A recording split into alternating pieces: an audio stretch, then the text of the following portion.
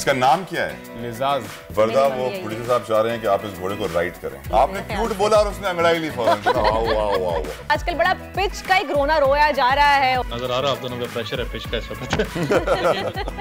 हुकूमत को लेकिन चीज पे नोटिस लेना चाहिए। स्टूडेंट्स के शेड्यूल होते हैं, एग्जाम बहुत सारे मुतासिर हो रहे होते हैं। बड़े शहरों में जहाँ से ट्रांसपोर्ट ऑफ गंदम पहुँचती है वहाँ पे 4,400 रुपए गंदम का रेट है। रुमैसा आई थी ट्रेनिंग करने के लिए और आपने बोला मुझसे शादी कर लो।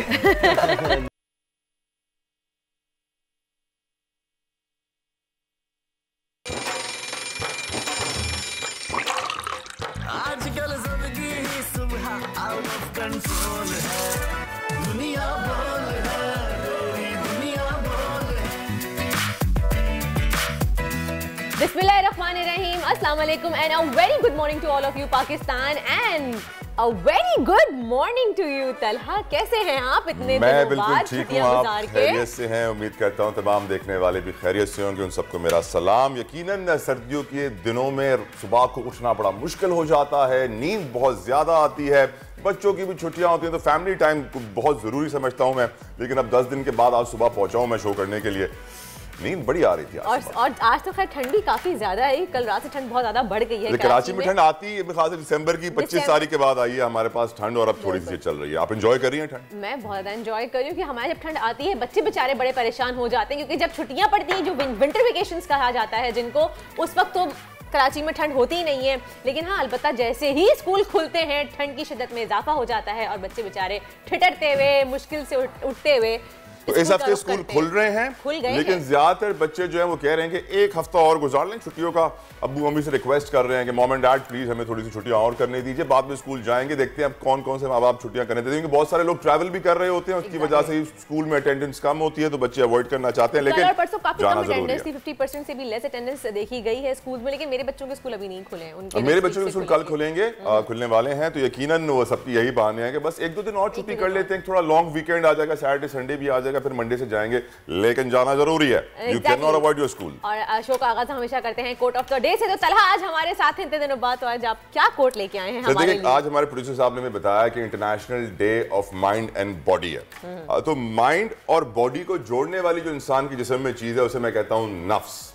और नफ्स को कंट्रोल करना बहुत जरूरी है। इस कंट्रोल को किस तरह हम अबूर करें, किस तरह इसको हम एक्सपर्ट करें, तो इसके लिए मैं मौला कायनात, मुश्किल कुशा, शेर खुदा, फातेह खैबर, हैदर करार, हजरत अली इब्न अबी तालिब अलैहिस्सलाम का एक कॉल आपके सामने रखूंगा। उन्होंने फरमाया कि जिंदगी में 2 तरह के दिन होते हैं, एक अच्छे दिन होते हैं, एक थोड़े मुश्किल दिन होते हैं।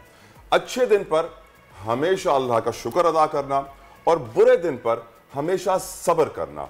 मैं आपको बताऊं, नफ्स को कंट्रोल करने के लिए 2 बहुत ताकतवर चीजें हैं, जिसे हम कहेंगे शुक्र और सब्र। अगर इंसान शुक्र और सब्र करता रहे तो उसकी बॉडी, उसकी सोल यानी उसका नफ्स उसके कंट्रोल में रहेगा और उसकी जिंदगी की मुश्किलात हल होती जाएंगी और जिंदगी में अल्लाह ताला की तरफ से रहमतें और बरकतें जरूर आएंगी। I can guarantee you that. बिल्कुल, बहुत ही खूबसूरत बात कही तला सुबह सुबह आपने कि वाकई हमें चाहिए कि हम अपने नफ्स को कंट्रोल में रखें। नफ्स पे कंट्रोल कैसा रहेगा जब आप सब्र और शुक्र से काम लेंगे। बहुत खूब बात, और इसी के साथ ही बढ़ते हैं आज की टॉप स्टोरी की जानिब। पंजाब में ठंड बढ़ते ही सियासी माहौल ठंडा, कराची में गर्मा गर्मी बढ़ गई। MQM नई हल्का बंदियों के मुतालबे पर कायम। PTI के आजम स्वाति और शहबाज गिल को अदालतों से रिलीफ। सियासत के ऐवानों में क्या होने जा रहा है जानेंगे आज के प्रोग्राम में। आटे का बोरान, आवाम परेशान, मुख्तलिफ शहरों में कीमत 130 रुपए किलो तक जा पहुंची। हालात पर जल्द काबू न किया गया तो गरीब सूखी रोटी से भी महरूम हो जाएंगे।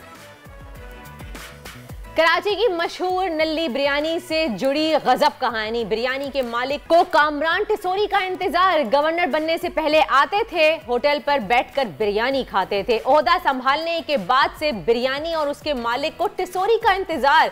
गवर्नर साहब कब कराएंगे दीदार? और शौहर मिस्टर वर्ल्ड तो बेगम मिस मॉडल पाकिस्तान। रमीज और रमीसा की जोड़ी फिटनेस इंडस्ट्री की शान। दुनिया भर में मुल्क का नाम रोशन करने वाले जोड़े से आपको मिलवाएंगे आज के शो में। और अब कुछ नजर डाल देते हैं आज के टॉप ट्रेंड्स पर तलहा। और टॉप ट्रेंड में शामिल हैं साजिशों से निजात का साल। साजिशों से निजात का साल टॉप ट्रेंड। नया साल जब से शुरू हुआ है ना, लोग इसको कुछ ना कुछ नाम देते रह रहे हैं, ये वाला साल, वो वाला साल, उससे निजात, उससे निजात। वर्दा पावर ऑफ नाइटमेयर्स, एक दौर था जब पावर ऑफ ड्रीम्स का जिक्र किया जाता था कि लोगों को ख्वाब दिखाए जाते थे कि आपके लिए हम ये बनाएंगे, आपके लिए ये आसाइशें होंगी, ये सहूलतें होंगी, और फिर नई हुकूमत बनाते थे। अब जो पावर में आने चाहते हैं पॉलिटिशियंस, वो आपको नाइटमेयर से डराते हैं। बिजली का बहरान खत्म करेंगे, गैस का बहरान खत्म करेंगे, महंगाई का तूफान खत्म करेंगे, बेरोजगारी खत्म करेंगे, मुआशी हालात सही करेंगे। ये वो नाइटमेयर्स और ये फियर की ताकत है, ये खौफ की ताकत है। तलहा ये हम फेस कर रहे हैं, इसीलिए वो इससे खेल रहे हैं। वही बात है कि उन्होंने ही ये सारा बहरान पैदा किया है जो आने वाली हुकूमत थी।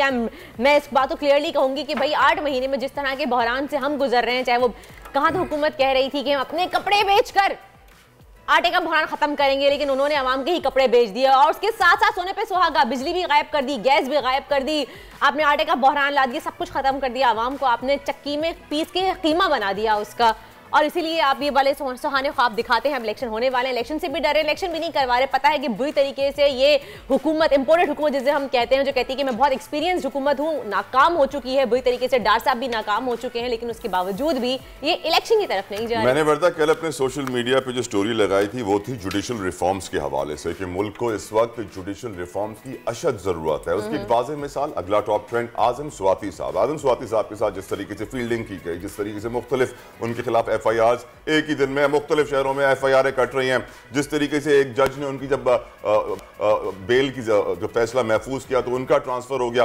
उसके बाद नजर यही आ रहा है कि मुल्क में इंसाफ का निजाम जब तक नहीं होगा, लोगों को इंसाफ नहीं मिलेगा, हमारे यहाँ हालात बेहतर नहीं होंगे। प्लीज हमारे मुल्क में जुडिशल रिफॉर्म्स ले आइए, अदालतों का निजाम बेहतर कीजिए, सिस्टम बेहतर कीजिए, क्योंकि सिस्टम के अंदर इतने लूप होल्स हैं कि अगर आजम स्वाति जैसे शख्स के साथ ही हो रहा है तो सोचिए कि आम पाकिस्तानी के साथ क्या होता होगा। अल्लाह उस पर रहम फरमाए। आम पाकिस्तानी को तो कुछ समझा ही नहीं जाता होगा। खैर आगे बढ़ते नजर डालते हैं एक और टॉप ट्रेंड पर, और सलमान अली आगा भी टॉप ट्रेंड में शामिल है, क्योंकि न्यूजीलैंड के खिलाफ दूसरे टेस्ट मैच में कौमी खिलाड़ी की उम्दा बॉलिंग की सोशल मीडिया पर बहुत चर्चे हैं। कल उन्होंने 3 विकेटें ली हैं कीवीज की, तो इस वजह से वो आजकल टॉप ट्रेंड में शामिल है। यार वर्ल्ड कप फुटबॉल के बाद में मेरा क्रिकेट देखने का दिल नहीं चाह रहा। तलहा को तो वैसे ही क्रिकेट पसंद नहीं है, और उसके बाद इस तरह की परफॉर्मेंस हमारी तलहा तो कहते हैं फिटे मुंह में, तो देखता ही नहीं। अल्लाह खैर करे, शायद आफरीदी आए, नजम सेठी साहब आए, क्रिकेट की कोई इज्जत बहाल हो जाए। मैं तो दुआ ही कर सकता हूँ, क्योंकि मुझे लग नहीं रहा है कुछ होगा। अल्लाह ही चाहे तो हो सकता है। हम पाकिस्तानी अपनी टीम का हाल बेहतर नहीं करेंगे, ना ही बोर्ड का हाल बेहतर करेंगे, क्योंकि पैसा इतना इन्वॉल्व है। जहाँ पैसा इन्वॉल्व होता है वहाँ करप्शन आ जाती है, करप्शन आती है। नंबर 1 है हम।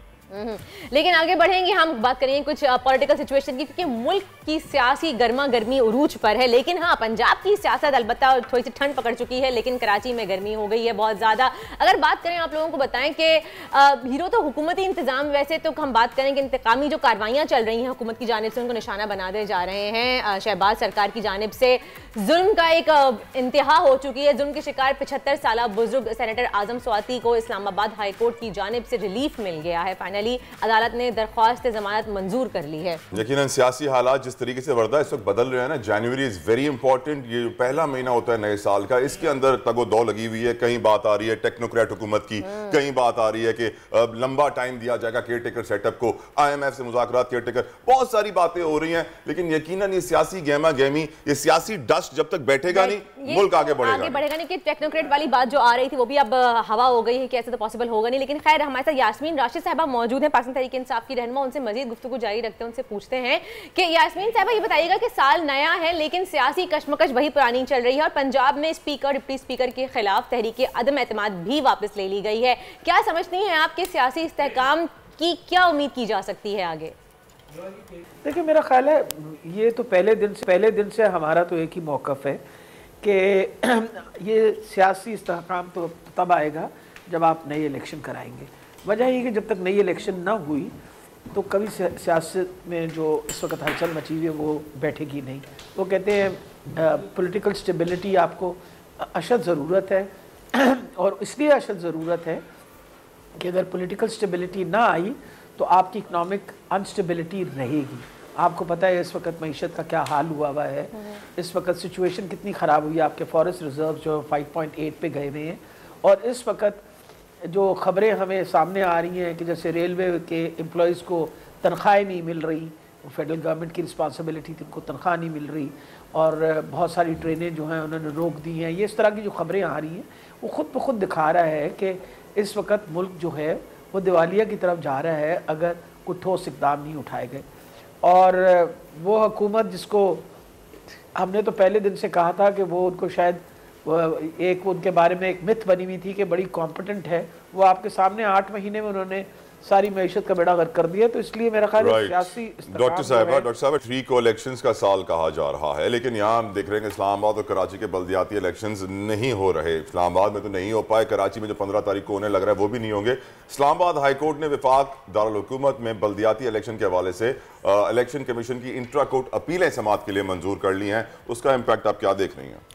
हम तो पहले दिन से यही बात कर रहे हैं कि ये इतना डर रहे हैं इलेक्शनों से कि ये किसी किस्म के इलेक्शन नहीं होने दे रहे। आप मुझे बताइए कि लोकल गवर्नमेंट की इलेक्शन कितनी ज़रूरी है। अगर आप चाहते हैं कि आपका जो लोअर टियर है उसके ऊपर लोग आएँ और बेहतर सहूलतें आम आवाम को मिले, तो ना वो कराची में होने दे रहे हैं या यहाँ। और यहाँ तो एक बेतुकी बात है ना, जबकि इस्लामाबाद के अंदर अनाउंस हो गई डेट, इलेक्शन की अनाउंस हो गई, उसके बाद ये एक अफरा तफरी और करके इन्होंने कि जी 50 की जगह ये 100 यूनियन काउंसिल्स होंगी या 105 होंगी, जितनी भी उन्होंने की, और आके उस आपको पता है कि किस तरह उस बिल को पास करने की कोशिश की और सब कुछ किया। और वो मेरे इत्तला के मुताबिक वो बिल वापस भिजवा दिया सदर साहब ने, क्योंकि उन्होंने कहा ये क्या तमाशा आपने नया खड़ा कर दिया। ना तो आपके पास उस वक़्त वो स्ट्रेंथ थी जिसकी बेसिस पे आपने बिल पास किया, और इलेक्शन जब अनाउंस हो गई थी तो फिर नई इस वक्त यूनियन काउंसिल बनाने की क्या ज़रूरत पड़ी थी। तो ये तो एतराज़ात इंसान पहले करता है। तो ये सारी जो चीज़ कर रहे हैं ये सवाए इलेक्शन से भागने के अलावा और कोई काम नहीं कर रहे। और हम तो पहले दिन से ये कह रहे हैं, असल में इन्होंने देख लिया है कि तहरीक इंसाफ की पॉपुलैरिटी कितनी ज़्यादा हो गई है। आपके सामने जुलाई में जो इलेक्शंस हुई, फिर खान साहब की जो इलेक्शंस हुई, उसमें सब मेजर यानी अगर 20 सीटें थे, 15 जो थी तहरीक इंसाफ जीत गई, 16वीं भी हमारी थी। खैर वो तो वैसे ऐसे ही क्या कहूँ मैं, जिसकी वजह से वो हारी गई। और ऊपर से खान साहब अगर 8 सीटों पे लड़े तो 7 सीटों पे जीत गए। हालांकि लोगों को पता था कि इमरान खान जो हैं उन्होंने असेंबली में सीटों पे नहीं जाना, उसके बावजूद लोग निकल के बाहर आके उन्होंने वोट डाली। और सिर्फ इसीलिए वोट डाली ताकि ये जो इम्पोर्टेंट हुकूमत बैठी है इस पर बावर करा दिया जाए कि हम आपको नहीं चाहते, हम चाहते हैं कि इमरान खान की हुकूमत हो। अब इम्पॉर्टेंट ये है कि भाई ये इसलिए नहीं करवाना चाह रहे इलेक्शन, किसी किस्म के इलेक्शन नहीं करवाना चाह रहे। और इन्होंने इस वक्त पाकिस्तान के अंदर एक बिल्कुल, मैं कहती हूँ इस वक्त जो माहौल बना रखा है वो बिल्कुल तबाही का माहौल बना रखा है। महंगाई जो है वो कमर तोड़ महंगाई है। आज मैं अपने हल्के में फिर रही थी तो हर बंदा मुझसे यास्मीन साहिबा आपने की बात की है, इस वक्त सिंध में 10 किलो आटा 1400 का हो गया है, पंजाब में भी ऐसी ही सूरत हाल है यकीनन। लेकिन महंगाई का ये आलम है कि गरीब इस वक्त 2 वक्त की रोटी भी नहीं खा सकता। अगर पाकिस्तान तहरीक इंसाफ की हुकूमत आती है तो आपको नहीं लगता कि आपको बहुत मुश्किल दौर से गुजरना पड़ेगा, या कोई माशी प्लान बनाया हुआ है आप लोगों ने? देखिए, जहाँ तक तहरीक इंसाफ का ताल्लुक़ है वो तो हमेशा कोशिश करती है कि जो लोग गुर्बत की सतह से नीचे रह रहे हैं किसी तरीके से उनकी मदद की जाए। आपको पता है कि हमने एहसास राशन कार्ड जो हैं, पहले ये फेडरल गवर्नमेंट का साथ, हमारा जब फेडरल गवर्नमेंट में थे ये पूरा प्रोग्राम था, इन्होंने आके उसको ख़त्म कर दिया। यूटिलिटी स्टोर्स में ये प्रोग्राम बंद कर दिया गया। अब अल्हम्दुलिल्लाह हमने दोबारा रजिस्ट्रेशन की है।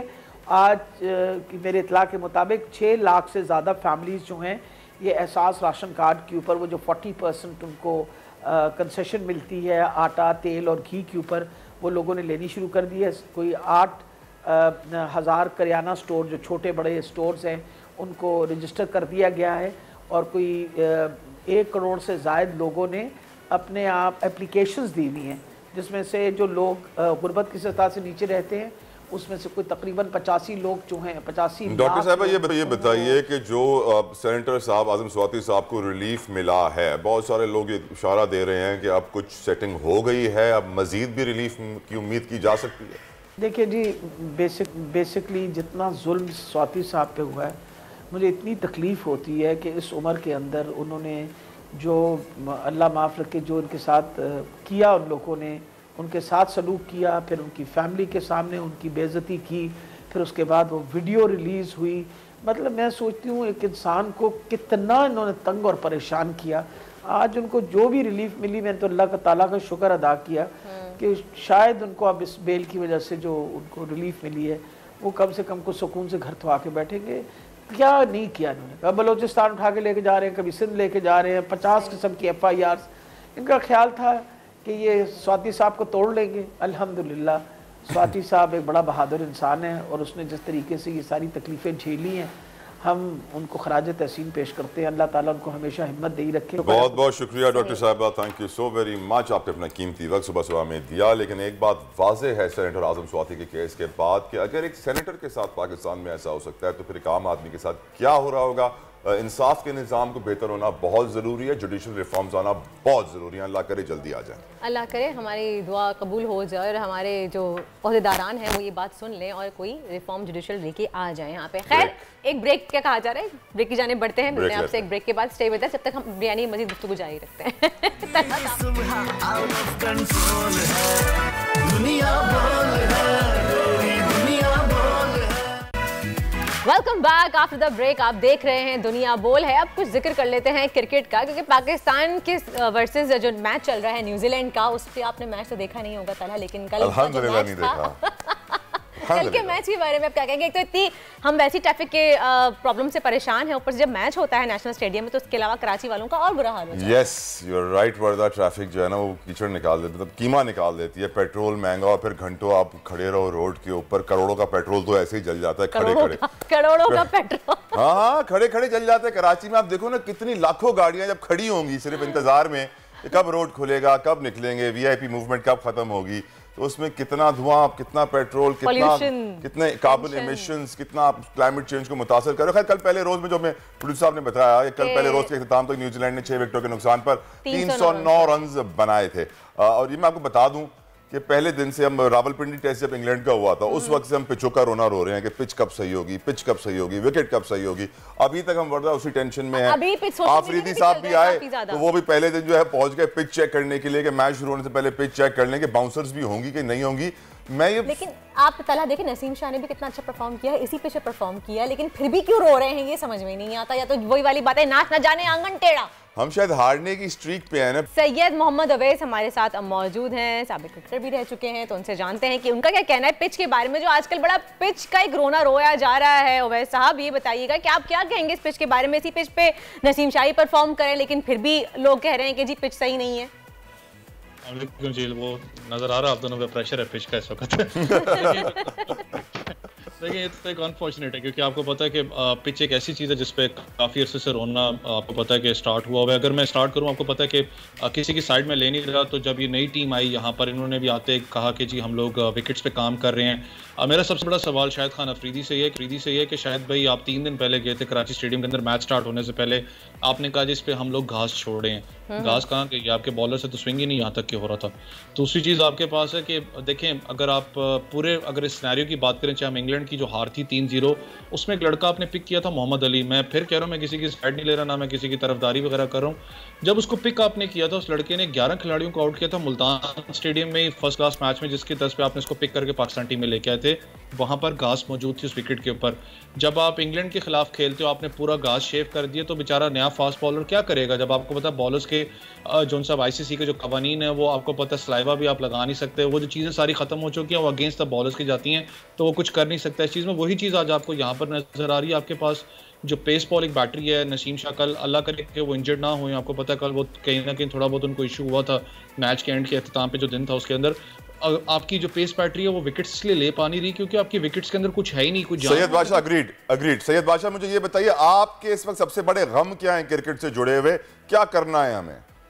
देखिए आपको याद है कि एक बात की गई थी जब आई गेस सारे फबीब ग्रुप के साथ पाकिस्तान क्रिकेट बोर्ड ने एक MOU साइन किया था कि जी हम लोग ड्रॉप इन विकेट्स यहाँ पर लेके आएंगे, उनको चेंज करेंगे सिनेरियो को। लेकिन देखें ड्रॉप इन विकेट्स के लिए आपको हमेशा याद रखें कि आपको जो है ना क्यूरेटर्स भी उस लेवल के चाहिए। पाकिस्तान में अनफॉर्चुनेटली उस लेवल के क्यूरेटर्स नहीं है। आपको प्रॉपर ट्रेनिंग चाहिए होती है, बाहर से क्यूरेटर्स लेके आते हो, वो भी आपका अखराजात ठीक ठाक होते हैं। जब तक आप याद रखें, देखें बॉलर्स या चाहे जो इस वक्त जो हमारी जो सबसे बड़ा जो इशू बना हुआ है कि जी हमारे पास ज़्यादा लंबे स्पेल के फास्ट बॉलर्स नहीं आ रहे। वो भाई कैसे आएंगे जब आपकी 4 डे क्रिकेट खत्म हो चुकी है? आपने पाकिस्तान सुपर लीग को कहा हुआ है कि जी वो लड़का जो परफॉर्म करेगा उसको उठा के टेस्ट मैच के अंदर ले आते हो। जब तक आपके पाकिस्तान ए के टूर ज़्यादा नहीं होंगे, जब तक पाकिस्तान अंडर 19 के टूर ओवरसीज ज़्यादा नहीं होंगे, आप बड़े लंबे स्पेल के फास्ट बॉलर्स हों चाहे बैट्समैन हो, अख्तियार नहीं कर सकते। आज देखें बात हो रही है कि जी पाकिस्तान जूनियर्स लीग को ख़त्म कर दें और पाकिस्तान ए के ज़्यादा, पाकिस्तान शाहीन से उसके ज़्यादा टूर कर दें। आज अल्हम्दुलिल्लाह पाकिस्तान में इतनी ज़्यादा क्रिकेट है कि आपके कैलेंडर ईयर देखें 2023 का तो फुल जैम पैक है। मुझे अभी तक समझ नहीं आ रही पाकिस्तान क्रिकेट बोर्ड की कि भाई जब न्यूजीलैंड भी यहाँ खेलने आ रहा था क्या आप पाकिस्तान शाहीन्स का 2 दिन का अपना जो सा प्रैक्टिस मैच नहीं रख सकते थे, जहां से आपको एक आइडिया होता है कि यार अगर इस लड़के को हम टीम में लेके आ रहे हैं तो ये हम इसको ग्रूम कर सकते हैं। एक अच्छी बात अफरीदी ने चलें ये शाहिद भाई ने की है कि एहसान उल्लाह हो गया जो कि केपी से बिलोंग करता है, लंबा फास्ट बॉलर है, तेज़ है काफ़ी, जो यंग लड़के हैं उनको अपना एक टेस्ट मैच के लिए ग्रूमिंग के लिए उन्होंने पाकिस्तान टीम के साथ रखा है।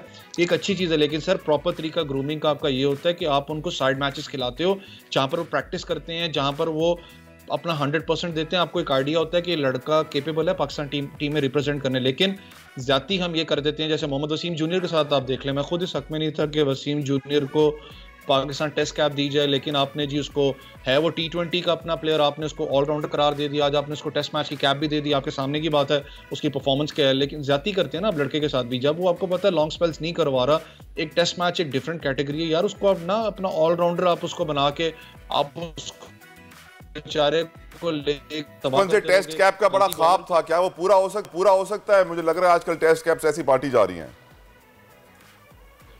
देखिए वो तो शायद आपको मुझे भी मिल जाए, कोई पता नहीं जो मामला इस वक्त चल रहे हैं पाकिस्तान क्रिकेट बोर्ड में। लेकिन पता है क्या चीज़ है, देखिए मैंने आपको पहले भी कहा है, देखें जब तक आप पाकिस्तान ए के जो उनसे हैं लंबे टूर्स अगर नहीं करेंगे, जब तक आप प्री प्लानिंग के साथ नहीं जाएंगे, मैंने जैसे कहा देखें सब में अच्छी चीज़ होती है बुरी भी होती है, क्रिकेट बोर्ड्स के अंदर नए आइडियाज़ लेके आ रहे, डिपार्टमेंटल क्रिकेट को रिवाइव किया, सारे मामला अच्छे हैं आपके, लेकिन फिर बात है कि देखें जब तक आप डिपार्टमेंट से या फर्स्ट क्लास से लड़का उठा के आप प्रॉपर तरीके से पाकिस्तान ए के अंदर उसको लेके नहीं आएंगे, उसको ज्यादा टूर्स आप बाहर नहीं करवाएंगे, 4 डे ज्यादा नहीं खिलाएंगे, he is not eligible for Pakistan test. देखिए टेस्ट क्रिकेट एक डिफरेंट एरा है, आपके सामने की बात है। कल देखिए उन लोगों ने न्यूजीलैंड ने पहले हाफ के अंदर, दूसरे हाफ में भी आप बात करें, बड़ा टफ टाइम पाकिस्तान को दिया। ये तो अपना आगा सलमान पार्ट टाइम स्पिनर है, वो आके आउट कर गया आपके लिए, मैच के अंदर वापस ले आए। फिर सबसे बड़ी जो प्लानिंग थी पाकिस्तान टीम की, आप देखें आगा जो इब्रार हैं जो कि जिनको मैजिकल स्पिनर कहा जाता था, क्योंकि मैंने उनको ज़्यादा लिमिटेड क्रिकेट के अंदर उनके साथ देखा भी, उनको काम भी ऑब्वियसली मेरे खिलाफ टीम में भी थे, मैंने उनको देखा हुआ है, लेकिन वो लड़का ज़्यादा इफेक्टिव है लिमिटेड क्रिकेट के अंदर। जब आप लॉन्ग स्पेल्स करवाते हो एक लड़के को, तो जो बाहर जो बैठे हैं, देखिए हर एक टीम के साथ 2 एनालिस्ट बैठे होते हैं, वो पहले ही आपको पकड़ लेते हैं कि इसका वीक पॉइंट। चेयरमैन पीसीबी को क्या मशवरा देंगे नए चेयरमैन पीसीबी को अवैस भाई? मशवरा तो आपको पता है देना ही डर लगता है उनको, दे देना आज मोहब्बत में दे दे आज मेरी खातिर, मोहब्बत में आज देते हैं। देखिए मशवरा तो यही है, देखें सबसे बड़ा इस वक्त चैलेंज उनसे इन लोगों के लिए विकेट्स के अलावा, आपको पता है डिपार्टमेंट क्रिकेट के अंदर इन लोगों ने कहा कि जो डिपार्टमेंटल जो क्रिकेट है उसको हम बहाल करें, जो 16 टीम्स हैं रीजन हम लेके आ रहे हैं, पर्ची का खात्मा देखें जरूरी है। आप देखें अच्छे डिसीजंस ले रहे हैं, एग्रेसिव। आपने कल शाहिद भाई ने भी कहा जी जो 135 से नीचे इसका स्ट्राइक रेट है वो T20 क्रिकेट में नहीं पाकिस्तान में आएगा। अच्छी बात है कि आप एग्रेशन लेके आ रहे हैं, लेकिन सबसे बड़ा जो चैलेंज आपके लिए सर ये कि डिपार्टमेंट क्रिकेट को बहाल करना। इस वक्त आपके कौन से डिपार्टमेंट के पास पैसा है, मुझे आप ये बता दें कि जो आप कह रहे हैं कि डिपार्टमेंट क्रिकेट हम बहाल कर रहे हैं, आपके सामने मुल्क की हालात क्या हैं, डिपार्टमेंट्स के पास पैसे नहीं है, ये बहुत बड़ा चैलेंज होगा। इसको अगर ये अपना इम्प्लीमेंट कर लेते हैं, ये बहुत बड़ी मैं कहता हूँ कामयाबी होगी। लेकिन स्टिल जो चैलेंज है, खुदा का वास्ता अंडर 19 और पाकिस्तान ए के जो टूर्स हैं उनको ज़्यादा किया जाए, एक्सपैंड किया जाए, तब जाके आपके पास तगड़े लड़के निकलेंगे। सही, कल शाहिद आफरीदी साहब ने कहा है कि T20 के लिए वो प्लेयर सेलेक्ट होंगे जिनका स्टैक 140 प्लस होगा, तो क्या हमारी टीम में इस तरह के प्लेयर्स हैं जिनका स्टैक 140 प्लस है? सबके तो कम है, मेन प्लेयर हैं बाबर आजम वगैरह। देखिए मैं सबसे बड़ा हैरान इस चीज़ पे था, अगर आप पाकिस्तान सुपर लीग क्योंकि आपका टूर्नामेंट आ रहा है, अच्छी बात है कि इस साल वर्ल्ड कप से पहले आपके सारे टूर्नामेंट्स आ रहे हैं, आपका एशिया कप भी है, वर्ल्ड कप 50 ओवर्स भी है, लेकिन जो कल क्योंकि फाइनल एक मैच खेला गया था सेंट्रल पंजाब और बलूचिस्तान का, तो सेंट्रल पंजाब में अहमद शहजाद, जिनके मैं भी ऑब्वियसली कहता था कि यार नहीं, he does not deserve a team come back in the Pakistan team, उनकी बात कर लूँ, चाहे माद भट्ट की बात करूँ, बिस्मिल्लाह खान की बात करूँ, यार ये वो लड़के हैं जिन्होंने कंसिस्टेंटली परफॉर्म किया है, और अनफॉर्चुनेटली पाकिस्तान सुपर लीग में उनका नाम ही नहीं है किसी टीम के अंदर। तो आप जो बात करें 140 150 का जो स्ट्राइक रेट है, लड़के आपके पास डोमेस्टिक में बहुत ज़्यादा जो करते हैं, तगड़े लड़के हैं। उमर अकमल देख लें, जिस तरीके से उसने कम बैक किया हुआ है, जिस तरीके से back to back score runs कर रहा है यहाँ पर। लेकिन चीज़ ये कि आप उसको लड़कों को चांस कब देंगे? चांस तब मिलता है ना जब आप प्रॉपर एक तरीके से चलते हो कि आप डायरेक्टली उठा के लड़के को डोमेस्टिक के अंदर 1-2 मैचेस में परफॉर्म करें। पाकिस्तान सुपर लीग जो हमने क्राइटेरिया रखा हुआ है सिलेक्शन का, एक मैच में 100 करता है, 60 बॉलों में आप उसको उठा के पाकिस्तान टीम में खिलाते हो, और खिलाते भी किसके खिलाफ हो? न्यूजीलैंड और साउथ अफ्रीका जैसी टीमों के खिलाफ। आपको थोड़ा करना पड़ेगा कंपैरिजन इन चीज़ों। सैयद उवैस साहब, thank you so very much for giving us your precious time. आप बहुत इंपॉर्टेंट थे हमारे लिए, आई एम श्योर हमारे व्यूअर्स ने बड़ा एंजॉय किया। उम्मीद करते हैं ये क्रिकेट के अंदर जो प्रॉब्लम्स हैं उनको सुधारा जाएगा, क्योंकि हम हर साल PSL में ही सिर्फ 400-500 करोड़ लगा देते हैं, PCB के अखराजात तो फिर अरबों में जा पहुंचते हैं। तो अल्लाह ताला खैर करे और अल्लाह ताला क्रिकेट को अपने पैरों पे खड़ा करे, क्योंकि ये वाहिद खेल है जिसके अंदर हम सरमायाकारी कर रहे हैं, बाकी सबको हमने गटर में डाल दिया है। लेकिन आगे बढ़ेंगे, इस वक्त आपको मिलवाएंगे एक बहुत ही इंटरेस्टिंग, मैं पर्सनालिटी कहते हैं उसको। चलें जी, मैं सबसे पहले आपको बताती हूँ कि इस वीकेंड कराची में अपनी नौयत की पहली ही कैटल एक्सपो थी, जिसमें तरह तरह के जानवर और उन्हें पसंद करने वाले बहुत से लोग मौजूद थे। और इस कैटल एक्सपो में एक अपनी ही नस्ल का एक बहुत ही बेहतरीन पर्सनालिटी में कहूँ इसको, आप देख सकते हैं कितना क्यूट सबसे छोटी नस्ल का घोड़ा जो है वो हमने देखा। और ये बिक भी गया है, इसको खरीद भी लिया गया है, जो घोड़े के शौकीन होते हैं बहुत ज्यादा। आप देख सकते हैं कितना क्यूट पोनी है इसका, ये हमारे से ओनर है। पोनी है या छोटी नस्ल का ही घोड़ा है? छोटी नस्ल का ही है। वालेकुम अस्सलाम। मलिक दानिश हैं आप इसके ओनर जो है, और ये बिक भी चुका है जी। दानिश साहब ही बताइएगा कि ये कितने में सेल किया भाई? सर ये ऑन कैमरा नहीं बता सकता। फिर भी कितने लाख? नहीं टैक्स लग जाए। आजकल तो आपको मालूम है 20 लाख की साइकिल भी आ गई है पाकिस्तान में। अब मुझे ये बताएं कितने में सेल किया? सर ये बस समझ लें 10 के आसपास हुआ। 10 लाख ना, आजकल पाकिस्तान रुपए की कोई वैल्यू नहीं है भाई, लाख रुपए 1000 के बराबर बन गया। ये 10 लाख में बिका है, कोई बड़ी बात ही नहीं है। कुर्बानी के जानवर 50 लाख को पहुंच जाते हैं, ये तो फिर घोड़ा है। बिल्कुल। और ये नस्ल कौन सी है, इस ब्रीड के बारे में मुझे बताओ। सर ये नेदरलैंड का सेल्फ इंपोर्ट किया हुआ था हमारे ही एक मेंबर का। ठीक है। अच्छा। तो पोनी कहलाता है ये, मैंने पोनी कहलाता है ना इसको। ये है एडल्ट हॉर्स है। एज क्या है इसकी? 5 साल। 5 साल का है। 5 साल है। और ये इसकी हाइट इतनी ही रहेगी या ज्यादा बढ़ेगी? मैक्सिमम यही है, 31 इंचेस इसकी हाइट है। टोटल एज क्या है इसकी, कहाँ तक जाएगा? सर तकरीबन घोड़े की एक एवरेज लाइफ 45 साल होती है। इस वाली नस्ल की तकरीबन सभी एक जैसे ही हैं, सारे 45 से 50 साल तक। जी, आपने नेदरलैंड से यहाँ पे इंपोर्ट किया है, तो हमारे इसकी मेंबर ने किया था तो इसकी खिलाई पिलाई का ख्याल रखना, इसकी टेम्परेचर का ख्याल रखना, कि डेफिनेटली नेदरलैंड में तो ठंड के माहौल में रहते हैं, और इसका कोट भी बहुत थिक है, पल जाते हैं। एग्जैक्टली इसके फर अगर हम देखें तो वो बहुत ज्यादा हमें मोटे लग रहे हैं, कि सर्दियों में जैसे रहने वाले। स्टार्टिंग में मसला होता था, लेकिन अब कर चुके हैं। अब लोकल ब्रीड भी हो रही है इनकी यहाँ पर। अब लोकल ब्रीड भी है यहाँ पे। बेटा ये प्लास्टिक के फूल है, आप नहीं खा सकते। प्लास्टिक है भाई, ये प्लास्टिक है। क्या ख्याल करते हैं? नेदरलैंड से आया तो असली खा। जौ का छीपा। अच्छा, नॉर्मल वही चीज है, कोई स्पेशल नहीं है। स्पेशल कुछ नहीं है। और आपके पास ऐसी मजीद ब्रीड्स हैं इस तरह की? जब इसकी लोकल ब्रीडिंग होगी और लोकल बच्चे निकलेंगे तो वो भी आप 10 लाख के बेचेंगे, सस्ते में कोई बात बन सकती है? नहीं, वो तो सस्ते मिल जाएंगे। भाई वो कब तक ब्रीडिंग आप शुरू कर रहे हो? ब्रीडिंग हो गई है शुरू यहाँ पे? नहीं, अभी है, हमारे कुछ मेंबर्स हैं ऐसे जो कर रहे हैं। अगर अभी भी किसी को चाहिए होगा तो मिल जाएगा हमसे। ओके, इसका नाम क्या है? लिजाज। लिजाज, आपने बड़ा फ्रेंच नाम रखा है इसका। नहीं, ये आप सल्लल्लाहु अलैहि वसल्लम के घोड़ों के माशाल्लाह। अच्छा, ये मुझे नहीं मालूम था, आपने मेरे इल्म में इजाफा हमारा किया। ये शौक जो है सुन्नत समझ कर किया है माशाल्लाह। और 4 अच्छा, ये बड़ी खूबसूरत हदीस भी सुनाई है ना, जो घोड़ों के बारे में सल्लल्लाहु अलैहि वसल्लम ने फरमाया। जी बिल्कुल, के क़यामत तक के लिए इनकी पेशानी में भलाई और बरकत है और भलाई है बेशक। और जो फी सबीलिल्लाह, अल्लाह की रजा के लिए पालेगा, ना कि किसी मकसद के लिए पालेगा। तो जो फी सबीलिल्लाह पालेगा, घोड़े की पीठ में पेशानी में बरकत है। अच्छा, कहाँ जा रहे हो? बहुत ताकत है तुम्हें, मुझे मालूम है। तो ये बस हमारा शौक है, राइडिंग पर्पस के लिए भी काफी, तकरीबन हमारे 4 मेंबर्स हैं हम। पर इसको कोई राइड तो नहीं कर सकता यार? बच्चे करते हैं। बच्चे बच्चे राइड कर सकते हैं। यानी सैडल लगेगा इसके ऊपर? सैडल है, इसके साइज की सैडल। अच्छा। और आपसे राब्ता किस तरह किया जाए? बहुत सारे लोग इसको टीवी पर देख के सोच रहे होंगे यार मैं ले लेता हूं बच्चों के लिए फेसबुक पे हमारा कराची हॉर्स लवर्स के नाम से पेज है, और अभी रिसेंटली एक्सपो में भी हम लोगों ने हॉर्स शो किया था, अल्हम्दुलिल्लाह अवार्ड भी जीता। पाकिस्तान का सबसे बड़ा घोड़ा हमारे क्लब की जानिब से खड़ा किया गया था। सबसे बड़ा और सबसे छोटा आप ही का था? सबसे बड़ा, छोटे तो हैं इसके बराबर के, लेकिन सबसे बड़े का चैलेंज था। इससे छोटे भी हैं, और इसके जो बच्चे होंगे वो तो नहीं, तो लेकिन जो ब्रीड आप कहना है इतनी नहीं बढ़ेगी, ब्रीड ये मिनिमम यही होता है। वरना वो प्रोड्यूसर साहब चाह रहे हैं कि आप इस घोड़े को राइड करें। उन्होंने कहा बच्चे राइड कर सकते हैं, मैं नहीं।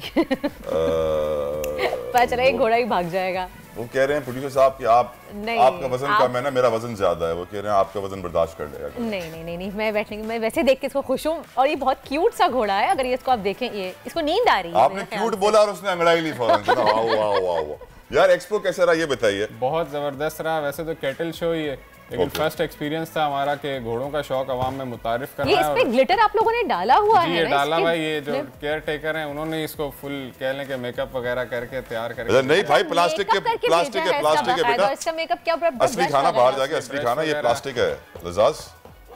लजाज के मायने क्या है वैसे? चिपकने वाला। तो इसका नाम चिपकने वाला क्यों रखा है? चिपकू है। ये चिपकू है, इसकी आदत भी चिपकू है। नाम का कितना असर होता है तला? इन पे भी असर होता है। मैं आपको बताऊं, हमारे जो प्रोड्यूसर साहब है ना, आवान साहब, उनको छोटे घोड़ों से बहुत प्यार है। उनका जो है ना, वो छोटे घोड़े का बड़ा एक दिल का रिश्ता है। वो मेरे कान में कह रहे हैं घोड़ा भी आवान है, ऐसा ही है? मैं खुद आवान हूँ। अच्छा, आप भी आवान है? अच्छा, घोड़ा भी आवान हुआ। हम लोगों के कह लें कि खून में ये घोड़े का शौक शामिल है। तो आप शुरू से ही, आपकी पूरा खानदान यही काम करता है? नहीं, हमारा, मैं खुद तो, मेरा कंस्ट्रक्शन का बिजनेस है। बस ये कह लें कि जो अर्तगल ड्रामा आया था, शौक बचपन से ही था, और ये ड्रामे के बाद कह लें कि एक अमल की तरफ हम लोग जोश ने जोर पकड़ लिया इर्तुरुल ड्रामे के बाद। एक तो इर्तुरुल वैसे ही लोगों, तो उसके बाद फिर आपने ये घोड़ा, हम ये 4 मेंबर्स हैं जो इसको ऑन करते हैं, कराची हॉर्स लवर्स को, जिसमें मेरे उस्ताद हैं जो सैयद अरकम शाह हैं, माशाल्लाह, सैयद कमर अली हैं माशाल्लाह, और उमैर बेग हैं, मूसा कैटल फार्म वाले। ओके। तो ये हम 4 लोग हैं जो इस ग्रुप को ऑन करते हैं, और मिलकर ही हमारा शौक हो रहा है। और ये फार्म हमारे तकरीबन 17 घोड़े खड़े हैं इस वक्त हमारे पास। अच्छा। और हम लोगों का एक रिकॉर्ड ये भी है कि हम लोग कराची से बलूचिस्तान घोड़ों पर गए थे। कराची से बलूचिस्तान घोड़ों पे गए थे? हब डैम का हमने ट्रिप रखा था 2 दिन का, जिसमें मेरे वालिद साहब भी थे, और उन्हीं का ही प्लान किया हुआ था ये। लेकिन एक बात तो बताइए ना आवान साहब, ये आजकल घोड़े पालना सिर्फ बिल्डर्स का ही काम है? गरीब आदमी कहाँ घोड़े पाले? सर बिल्डर बाढ़ न पाले, कुत्ता धारे, यानी खुद को पाले या जानवरों को पाले? नहीं सर, ये अगर बात वही है कि आप सुन्नत समझकर इस हाँ, लेकिन इट्स वेरी एक्सपेंसिव शौक, गरीब आदमी का बुनियादी जरूरत है। मैं भी कोई इतना लैंडलॉर्ड नहीं हूँ कि मैं बोलूँ कि बहुत रईस ज्यादा हूँ। नहीं, आवान तो आपको मालूम है ना, सरदार ज़ादे, नवाब ज़ादे। नहीं, ऐसा नहीं है। एक छोटा मोटा कह लें कि कॉन्ट्रैक्टर हूँ मैं। माशाल्लाह, तो अल्लाह बस अल्लाह ताला ने बरकत दे दी इस शौक की वजह से। हाँ, मैं ये कह सकता हूँ कि इनके नसीब से मैं अमीर जरूर बना। अच्छा, क्या बात कही। इसके बिजनेस में नहीं, अपने जो बिजनेस चल रहे हैं उसमें बरकत आई।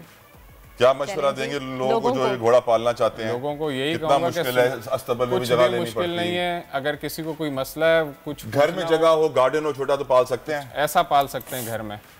बाकी ये कि अगर किसी को कोई भी चीज़, नया शौकीन है जैसे हम थे, तो हमें गाइडलाइन लेने के लिए बड़ा मसला होता है। लेकिन इनकी टेक केयर करना भी अपना एक अलग बहुत बड़ा काम है। इतना आसानी से हर कोई तो घर में नहीं कर सकता मेरे ख्याल से, कि इनको जिस तरह से मैं देख रही हूँ, ये वाला कर सकता है, प्रॉपर ट्रेनिंग है, ये वाला लेकिन ट्रेनिंग की जरूरत है। इनको कैरी करना, इनको संभालना, जैसे आप संभाल रहे थे, भाई हमारे साथ खड़े हुए हैं जो इनको लेके आए थे अंदर, और जब ये थोड़े से बितक रहे थे, नहीं खड़े हो रहे थे, अपनी मनमौजें कर रहे थे, तो संभालने के लिए ट्रेनिंग की जरूरत है। आप घर में ऐसे नहीं रह सकते, बिकॉज़ एन एनिमल, आप घर में बच्चे जो हों उनके साथ नहीं छोड़ सकते इस तरह से घर पे। हाँ, ये क्योंकि गार्डन में भी आराम से रह जाता है, बड़े घोड़े का मसला होता है। चलें आवाज़ साहब इजाजत दें, थोड़ी तालीम की बात करें। आजकल स्कूल खुल रहे हैं, बच्चे जो है ना वो आपके घोड़ा देख के से बड़ा अट्रैक्ट भी हो रहे होंगे, और आखिरी कुछ दिन भी हैं बच्चों के जो घरों पे देख रहे हो शायद। तलहा, मसला हमारे यहाँ ये है कि हम आज भी 50 साल पहले की ही उस पे चल रहे हैं, कहते हैं लकीर खींची हुई है, हम उसी पे चलते चले जा रहे हैं, हम कुछ चेंजेस नहीं कर रहे। मैंने स्टार्ट में भी ये बात कही थी कि विंटर वेकेशन तब पड़ती हैं जब कराची में सर्दियाँ नहीं आती हैं, और जब सर्दियों की शिद्दत में इजाफा होता है उस वक्त स्कूल खुल जाते हैं, और बच्चे बेचारे ठिठरते हुए सर्दियों में स्कूल जाते हैं, फिर बीमार भी पड़ते हैं। हम ये क्यों ये निज़ाम चेंज नहीं करते? ठीक है, अगर आप पंजाब साइड पे देखें तो वहाँ ठंड आ जाती है, लेकिन सिंध में तो ऐसा नहीं होता। सिंध का निज़ाम क्यों नहीं चेंज किया जाता? इस पे हम बात करेंगे। हमारे साथ मौजूद है एजुकेशनिस्ट हैं मदीहा, हमारे साथ हैं, उनको वेलकम कहेंगे अपने शो में। अस्सलाम वालेकुम मदीहा जी, एंड वेलकम टू दुनिया बोल है। ये बताइए, मलीहा हैं, मलीहा हमारे साथ हैं। मलीहा, ये बताइए कि ऐसा क्यों होता है कि जब सिंध में हमें पता है कि इतने अरसे से हम देख रहे हैं, सालों साल से ये चीज़ चलती चली आ रही है कि जब छुट्टियाँ ख़त्म होती हैं तब सर्दियों की शिद्दत में इजाफा हो जाता है, उस वक्त छुट्टियां नहीं देते बच्चों की, उससे पहले क्यों दे देते हैं जब सर्दियां होती नहीं है इतनी? अस्सलाम वालेकुम जी। वालेकुम अस्सलाम। सबसे अहम बात यह है कि गवर्नमेंट को ये अंदाज़ा ही नहीं होता है कि उन्होंने छुट्टियां जो है 20 दिसंबर से स्टार्ट करनी है या 1 जनवरी से स्टार्ट करनी है। हर दफ़ा हमें यही चीज़ फेस करनी पड़ती है, क्योंकि देखिए कराची के वेदर को आप जो है ना एक्सपेक्ट नहीं कर सकते, इसमें बहुत वेरिएशंस हैं। और सबसे बड़ी बात यह है कि किसी भी किस्म की कोई जो है ना वेदर रिपोर्ट्स चेक नहीं की जाती। पंजाब गवर्नमेंट का एक है कि पंजाब गवर्नमेंट हमेशा वेदर रिपोर्ट्स और ये सारी चीज़ें देखती है, अपने उसमें रखते हुए वो नोटिफिकेशन इशू करते हैं कि 21 से लेके 8 जनवरी तक या वट एवर, वो एक्सटेंशन भी दे देते हैं। सिंध में चूँकि वेदर की प्रॉब्लम्स हैं, सिंध में चूँकि ये है कि वेदर में वेरिएशंस हैं, तो ये दे ऑलवेज एक्सपेक्ट जब आएगी तब देंगे। लेकिन मलिया साहिबा, ये तो हम सालों साल से देख रहे हैं ना कि सिंध में स्पेशली सर्दियाँ जो है ज़्यादा जब बढ़ती हैं वो जनवरी के महीने में बढ़ती हैं, जनवरी के फर्स्ट वीक में बढ़ती हैं, ऐसा ही है। तो सालों से ये चीज़ होती चली आ रही है, तो हुकूमत की तरफ कोई अपील क्यों नहीं करता? हुकूमत क्यों इस बात को नहीं देखती, ध्यान में रखती? हुकूमत को देखें, चीज़ पे नोटिस लेना चाहिए। आपकी एजुकेशन का जो पूरा डिपार्टमेंट है उसमें ये चीज़ डिस्कस होनी चाहिए। लेकिन हर साल अफसोसनाक यही सूरत हाल होती है कि जब वेदर कंडीशन स्ट्रिक्ट हो जाती हैं, बहुत ज़्यादा फॉग का और बहुत ज़्यादा एक्सपेक्टेड होता है कि अब ठंड बहुत ज़्यादा होगी है, तो स्कूल को बंद कर दिया जाता है और स्टूडेंट्स को भी इन्फॉर्म नहीं किया जाता। स्टूडेंट्स के स्केड्यूल होते हैं, एग्जाम बहुत सारे मुतासिर हो रहे होते हैं। तो ये चीज़ें तो देखें गवर्नमेंट के करने की। अब जिन गवर्नमेंट इन चीज़ों में अगर इंटरेस्ट ना ले और सिर्फ वेदर कंडीशन के ऊपर रिलाई करे कि जी हम देखेंगे तब नोटिफिकेशंस निकालेंगे, तो these things are really getting problematic for the parents. क्योंकि पेरेंट्स आके कंप्लेंट करते हैं कि जी आपने तो हमें इन्फॉर्म नहीं किया था और बिल्कुल 2 दिन पहले इन्फॉर्म किया है और आपने साथ ही तातीलात का जो है बता दिया है। तो ये चीज़ें एक्सपेक्ट करनी चाहिए, पहले से ही आपकी प्लानिंग होनी चाहिए। लेकिन अफसोसनाक सूरत हाल है कि हर दफ़ा यही चीज़ देखी जाती है और इसी तरह से तातीलात दी जाती है। सही है। खैर हमारी एजुकेशन डिपार्टमेंट को और गवर्नमेंट को भी सोचना चाहिए इस बात पे। Thank you so much Maliha, बहुत बहुत शुक्रिया। लेकिन ये है कि ध्यान रखें, सोचें, जब छुट्टियां विंटर वेकेशंस का नाम दे, वेकेशंस तभी होने चाहिए जब एक्चुअल में विंटर्स हों। वापस आते हैं अवान साहब के फेवरेट, हमारे अवान साहब प्रोड्यूसर साहब के फेवरेट छोटे घोड़े पर। सुना है इसने कोई अवार्ड्स भी जीते हैं अभी एक्सपो में? इसने जीते हैं, कोई और जीते? मेरा दूसरा घोड़ा है सुल्तान, उसने बेस्ट डांसर का अवार्ड जीता था। क्या बात, शो डांसर और जंप में। वीडियो है हमारे पास उसकी? जी मैंने सेंड की थी। अगर हमारे पास सुल्तान की डांस की वीडियो है तो मैं चाहूंगी कि वो चलाएं ताकि हम भी देखें, व्यूअर्स भी देखें भाई। नहीं, वो हमारे जो अवान साहब प्रोड्यूसर है ना, वो आपसे सच्चे दोस्त है नहीं, उन्होंने वो वीडियो रेडी की भी नहीं है, तो नहीं चलेगी। लेकिन मुझे ये तो बताएं कि ये नहीं करता कुछ इस तरह के। ये तो बताएं मुझे अवान साहब कि ये जो घोड़े हैं, नहीं ये कुछ नहीं करता, ये जो आपके बड़े घोड़े हैं जी, क्योंकि घोड़े दुनिया भर में महंगे तरीन जानवरों में पे चल रहा है तलहा, ये देखिए, तो आपके बड़े वाले घोड़े की कीमत तो करोड़ों में चली गई होगी।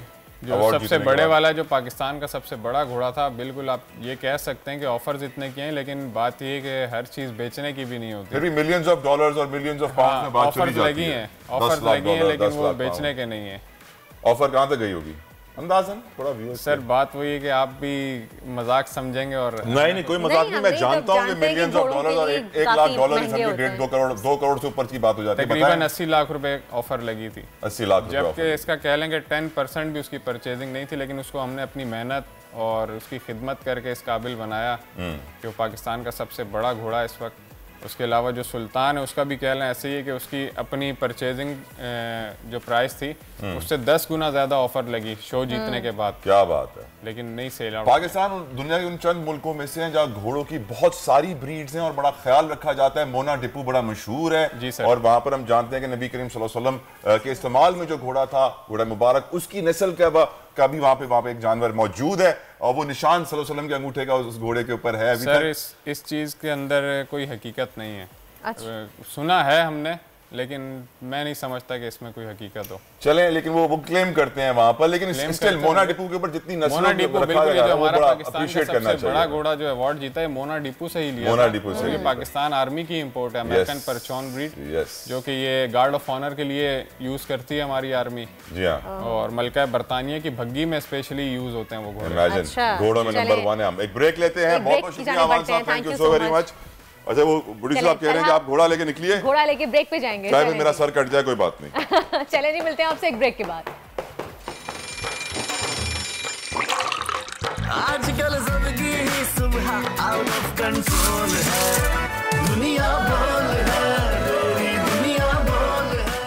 वेलकम बैक जनाब, वापस आ गए हैं हम ब्रेक से। कुछ लोगों के बयानात थे कि हम चूल्हा जलाने आए हैं, रैलियां निकाली थी महंगाई के खिलाफ। मजीद ये भी कहा था कि अपने कपड़े फरोख्त करने पड़े तो वो भी करके गरीब का चूल्हा जलाएंगे, मगर आटा अब गरीब और मिडिल क्लास तबके को मुंह चढ़ा रहा है। पाकिस्तान जो कि एक ज़रई मुल्क कहलाता था, एग्रीकल्चरल इकोनॉमी हमारी कहलाती थी, कहा जाता था कि 60-70% जो हमारे लेबर फोर्स है वो एग्रीकल्चर से है। जीडीपी का 25% के करीब डायरेक्ट और 40% के करीब इनडायरेक्ट हिस्सा एग्रीकल्चर से है। लेकिन हकीकत यह है कि जो मुल्क पहले चावल एक्सपोर्ट करता था आज इंपोर्ट कर रहा है, गंदम एक्सपोर्ट करता था आज इंपोर्ट कर रहा है, कॉटन एक्सपोर्ट करता था आज इंपोर्ट कर रहा है। दुनिया की आबादी 8 अरब से तजावुज कर गई है, लेकिन इतना खाना नहीं पैदा हो रहा कि 8 अरब पेटों को भरा जा सके। सैडली पाकिस्तान इस वक्त बहुत ज्यादा फूड इनसिक्योर है, फूड अनसेफ है, ना फूड सेफ्टी है ना फूड सिक्योरिटी है। वजारतें इनकी बना दी गई हैं, वजीरों की तनख्वाह मुख्तस कर दी गई है, लेकिन हकीकत यह है कि किसान के लिए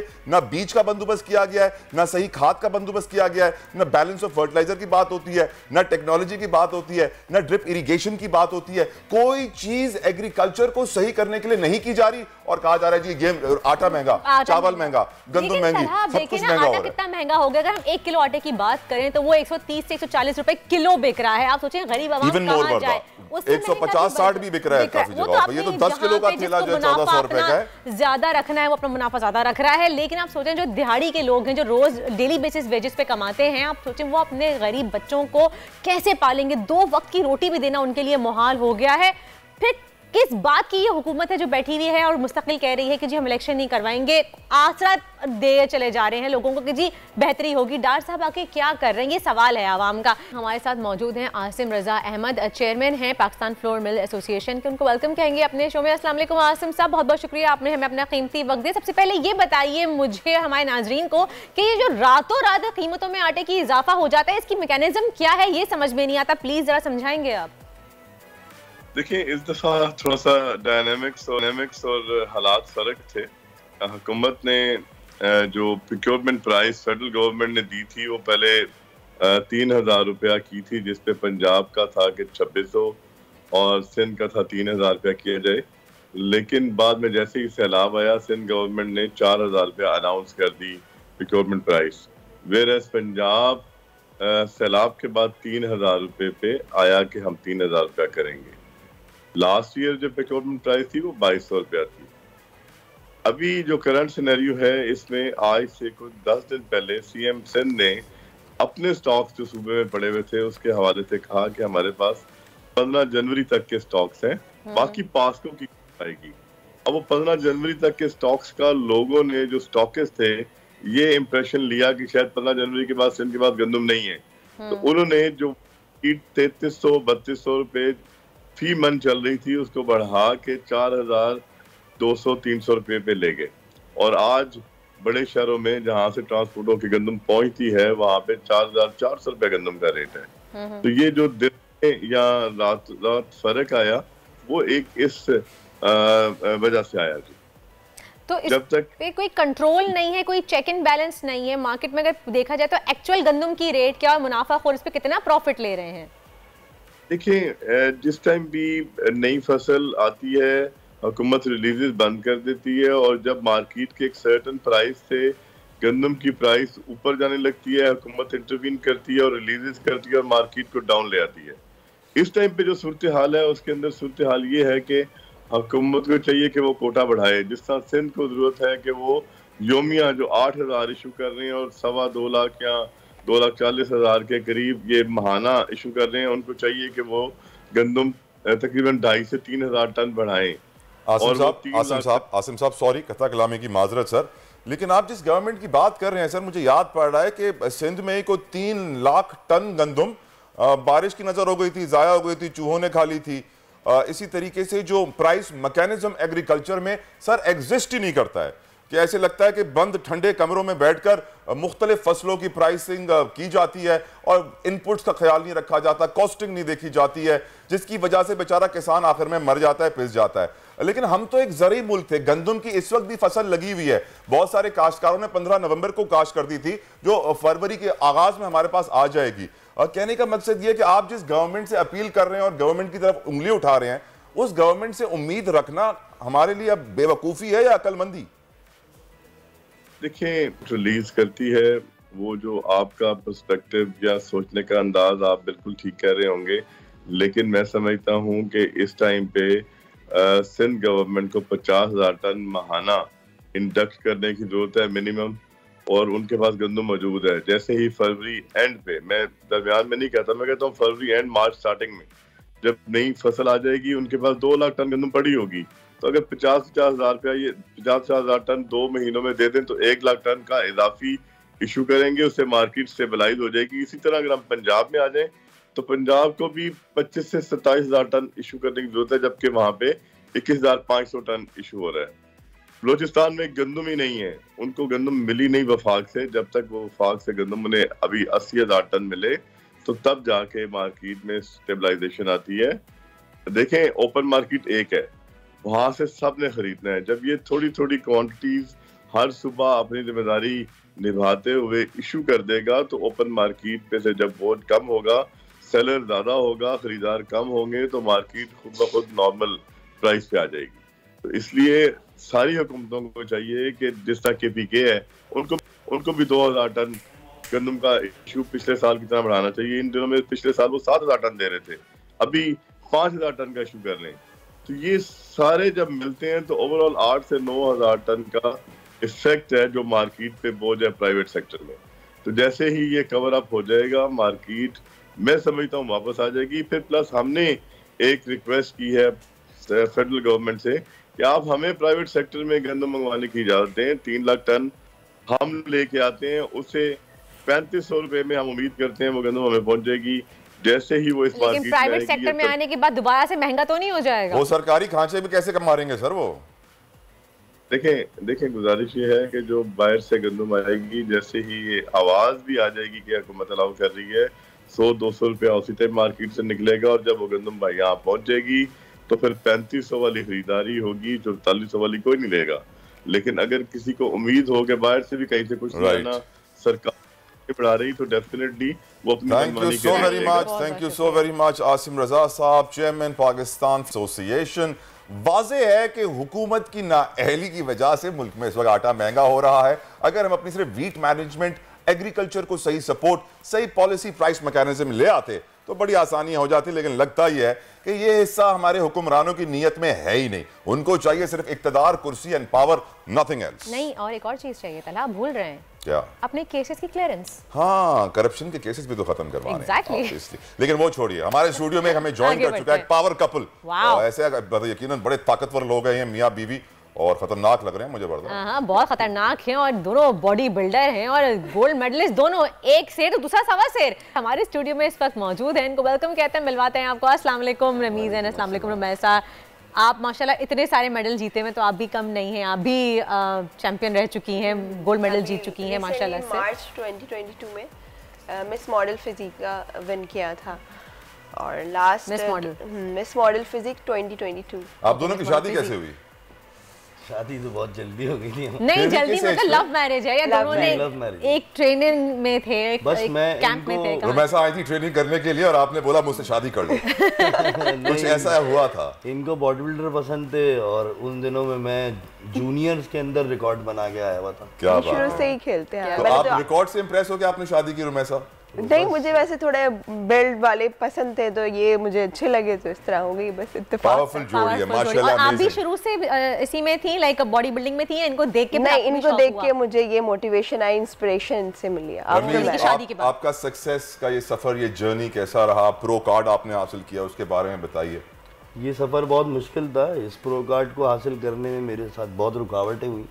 बहुत लोगों ने इसको कोशिश की कि मैं यहाँ तक ना पहुँच सकूँ, और आज से नहीं तकरीबन 3-4 साल से लगे हुए हैं कि किसी तरह मुझे रोक ले, मगर मैं तो क्यों रोक क्यों ले? यानी कि ये चीज़ हमारे टांग खींचने की आदत है। देखें बात काफी सारे हमारे ऐसे लोग हैं जिनके पास प्रो कार्ड भी है और जो काफी बॉडी बिल्डिंग अच्छी कर रहे हैं और कभी ऐसी कंप्लेन सुनी नहीं, तो इस वजह से मैं पूछ रही हूँ। बस वो होता ये है कि कुछ जगहों पे ऐसा उनको फील होता है कि अगर ये प्रो कार्ड ले गया, असल में ये प्रो कार्ड है हिस्टोरिकल, ये पाकिस्तान का पहला प्रो कार्ड है जो किसी ने जीता है। ये वर्ल्ड लेवल पे आज तक जब से पाकिस्तान बना है अब तक ना तो इन तीनों कैटेगरी में कोई गोल्ड मेडल जीत के आया है, ना कोई प्रो कार्ड लेकर आया है। ये पहली अचीवमेंट है, पाकिस्तान की हिस्ट्री बनी है। सही। तो ये हिस्ट्री बनने के लिए कुछ आपके अपने लोग होते हैं जो नहीं चाहते कि आप इस मुकाम पे पहुँचें, आपको इज्जत मिले, शोहरत मिले, आप आगे बढ़े, क्योंकि उनके अपने नंबर्स कम हो जाते हैं। फिर आपको पता है कि उनकी अपनी रेटिंग्स कम हो जाती है। मैं वर्दा की नॉलेज से बताऊं, वर्दा हमारे यहाँ बॉडी बिल्डिंग की एक नहीं 50 तंजीमें हैं, 50 वो अपने अपने वर्ल्ड कप्स करा रहे होते हैं, अपने अपने सारी ट्रॉफियां बांट रहे होते हैं, अपने अपने मिस्टर पाकिस्तान बना रहे हैं। इसकी वजह यही है कि वो कंपटीशन को पॉजिटिवली नहीं लेते, नेगेटिवली लेते हैं। और वो जब देखते हैं कि तू दूसरा आदमी आगे निकल रहा है तो उसकी हेल्प करने के बजाय, उसको सराहने के बजाय, उसकी तारीफ करने के बजाय रोको इसे कि हम मुझसे पहले आगे ना निकल जाए, मैं पहले आगे।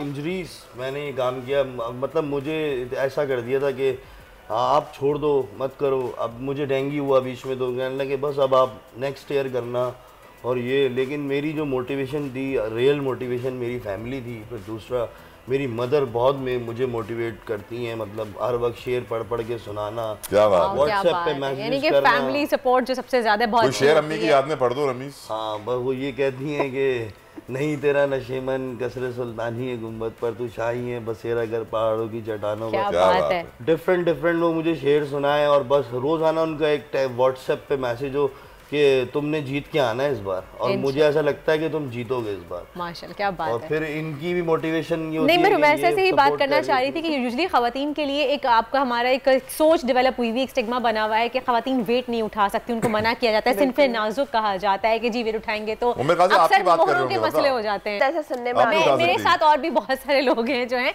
लेकिन इस तरह से कितना खवातीन के लिए मुश्किल है वेट लिफ्टिंग करना, मेंटेन रखना।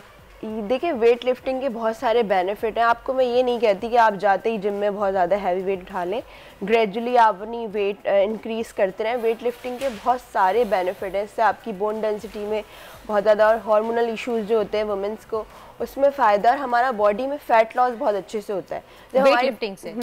जब हमारी बॉडी में मसल होंगे और फैट रिड्यूस होगा, मसल जितने होंगे उतना ही है कि इसमें रेस्टिंग मेटाबॉलिक रेट भी आपका बढ़ता है। जैसे आप अगर रेस्ट पे भी हैं फिर भी आपके कैलोरीज बर्न हो रहे हैं। अगर आप स्ट्रेंथ ट्रेनिंग करके आए, वेट लिफ्टिंग करके आए हैं, तो उसके ये सारे लेकिन हमारे यहाँ सब ज़्यादातर मैं जितना देखती हूँ डेली बेसिस पे वो लोग कहती हैं कि बस हमें एरोबिक्स करना है, जस्ट कार्डियो करना है। कार्डियो भी अच्छा है आपकी कार्डियोवास्कुलर हेल्थ। खवातीन आते ही कहते हैं जी हाँ कर लेंगे, exactly. हमें कार्डियो करना है, या बस जहाँ वेट लिफ्टिंग की है मशीन्स की बारी आती है वो कहते हैं नहीं जी हम कोसों दूर हैं इससे। और जबकि आप मुझे बता रहे हैं कि जो फीमेल्स में हार्मोन इशू होते हैं जो आजकल बहुत पीक पे हैं, हर आप समझे कि 10 में से 8 खवातीन को ये मसला है। बात ये भी है कि वेट लिफ्टिंग करने में एफर्ट ज़्यादा लगती है हमें, लेकिन 50% वुमेन इस बात को अब समझ भी चुकी हैं, क्योंकि ज़्यादा बॉडी टोन इसी पे जाती है। जब आप वेट लिफ्टिंग करते हैं तब आपकी फिजिक बहुत अच्छी होती है, आपके यानी वेट रिड्यूस से ज़्यादा फैट लॉस होता है आपका, तो ये बहुत ज़्यादा हेल्दी है आपके। लेकिन ये भी किसी अच्छे अंडर इंस्ट्रक्टर एग्जैक्टली जो सर्टिफाइड ट्रेनर्स को पता हो ऐसी जिम जो कौन से मसल्स हिट करने हैं, तो ये है कि गलत भी हो जाए तो इससे इंजरीज। आपका कोई जिम है कहीं आप ट्रेनिंग देती हैं? कहाँ पे? मैं रिक फिटनेस में होती हूँ। मैं ऑनलाइन सेशंस भी वर्चुअली ऑनलाइन सेशंस करवाती हूँ इंटरनेशनली, और वैसे जिम हमारा गुलिस्तान जौहर में भी है और नॉर्थ में भी है। आप दोनों का जब झगड़ा होता है तो कौन किसको मारता है?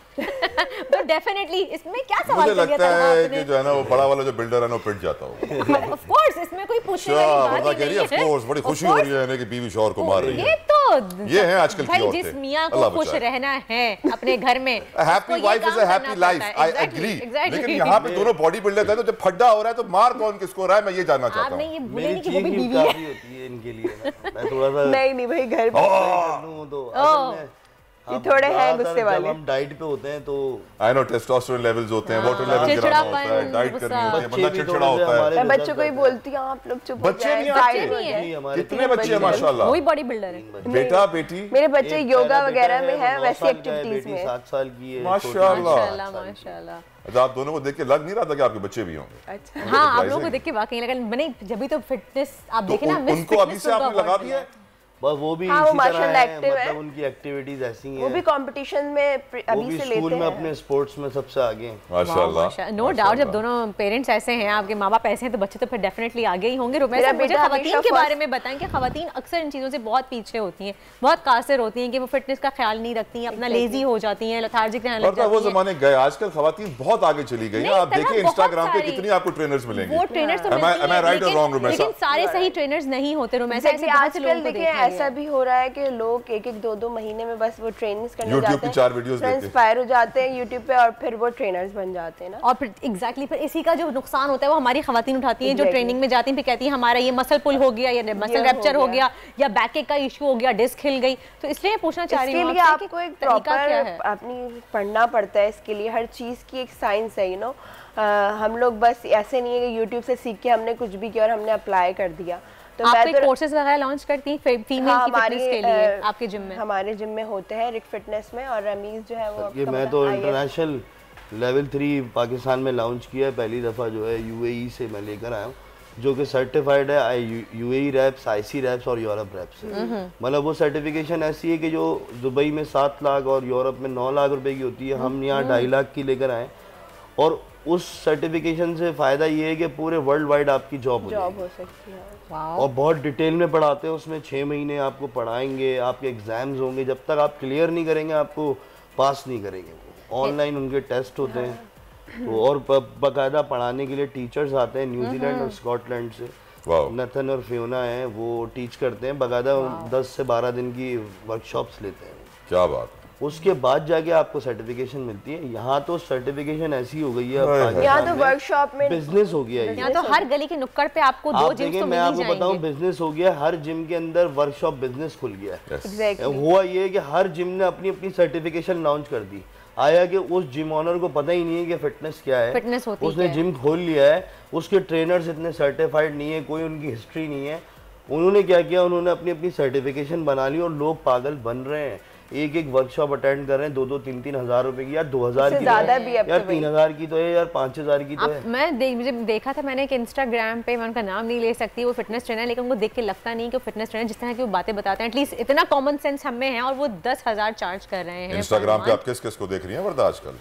फिटनेस ट्रेनर की फिलहाल बात कर रही हूँ, 10,000 चार्ज कर रहे हैं और फिर उसके बाद वो गायब हो जाते हैं एक डाइट प्लान दे के लोगों को, और उसके बाद पता नहीं कहाँ है, बच्चे बेचारे परेशान हो रहे हैं। बात ये कि मैंने तो ये यहाँ तक देखा है कि लोग फेक सर्टिफिकेशंस ले रहे हैं, यही चीज़ टेस्ट पास करने के लिए। जो बंदा जिसके पास, अब जैसे मेरे पास सर्टिफिकेशन की राइट्स हैं पाकिस्तान में, मुझे कॉल जा रही हैं, यार हमसे पैसे ले लो, सर्टिफाइड कर दो।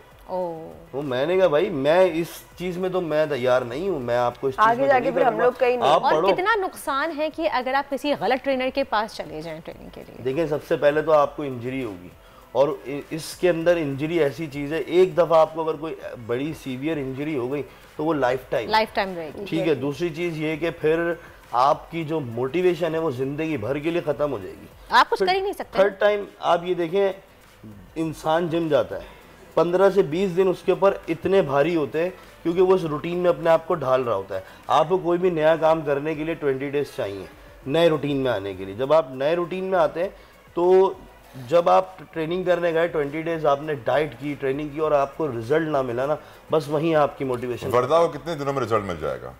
विद इन 3 मंथ्स काफी होते हैं एक ट्रांसफॉर्मेशन। मुझे लग रहा है पिछली बार जब जिम गई थी तो उनके दिल पे इंजरी आई थी। एक ट्रांसफॉर्मेशन एक अच्छी होती है, ट्रांसफॉर्मेशन अगर अच्छी, अगर आप वो बनना है कि आपको 1 महीने में अपना मसल मास लॉस करना है, सिर्फ आपको वेट लॉस करना है, तो आप 1 मंथ में वेट लॉस जो है वो बहुत इजी है। मगर उसके नहीं, वेट लॉस वेरी इजी।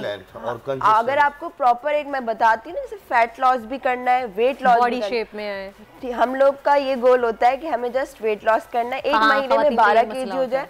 उससे आप ये नहीं सोचते कि आपकी बॉडी के लिए नुकसानदेह है। क्रैश डाइट करते हैं, एक डाइट पे चले जाते हैं इसीलिए 10 दिन के, और फिर नुकसान कितना होता है वो नहीं। आपकी बॉडी डी शेप हो जाती है, आप दुबले तो हो जाते हैं बट आप गुड लुकिंग नहीं लगते, आपका मसल मास सारा लॉस हो चुका होता है, फेस जो है वो बहुत ज्यादा अनहेल्दी लग रहा होता है। वक्त खत्म हो गया। Thank you so very much Rameesha, thank you so very much for coming on दुनिया बोल है। एक बात यकीनी है कि वर्दा आप ज्वाइन करने वाली है इनका जिम, और 1 महीने में आपको रिजल्ट मिलेंगे। और वर्दा नो टोपी, ब्रेक लेते हैं। जी मैं कांटेक्ट कर रही हूँ। आजकल जिंदगी ही सुबह आउट ऑफ कंट्रोल है, दुनिया बोल है, दुनिया बोल है।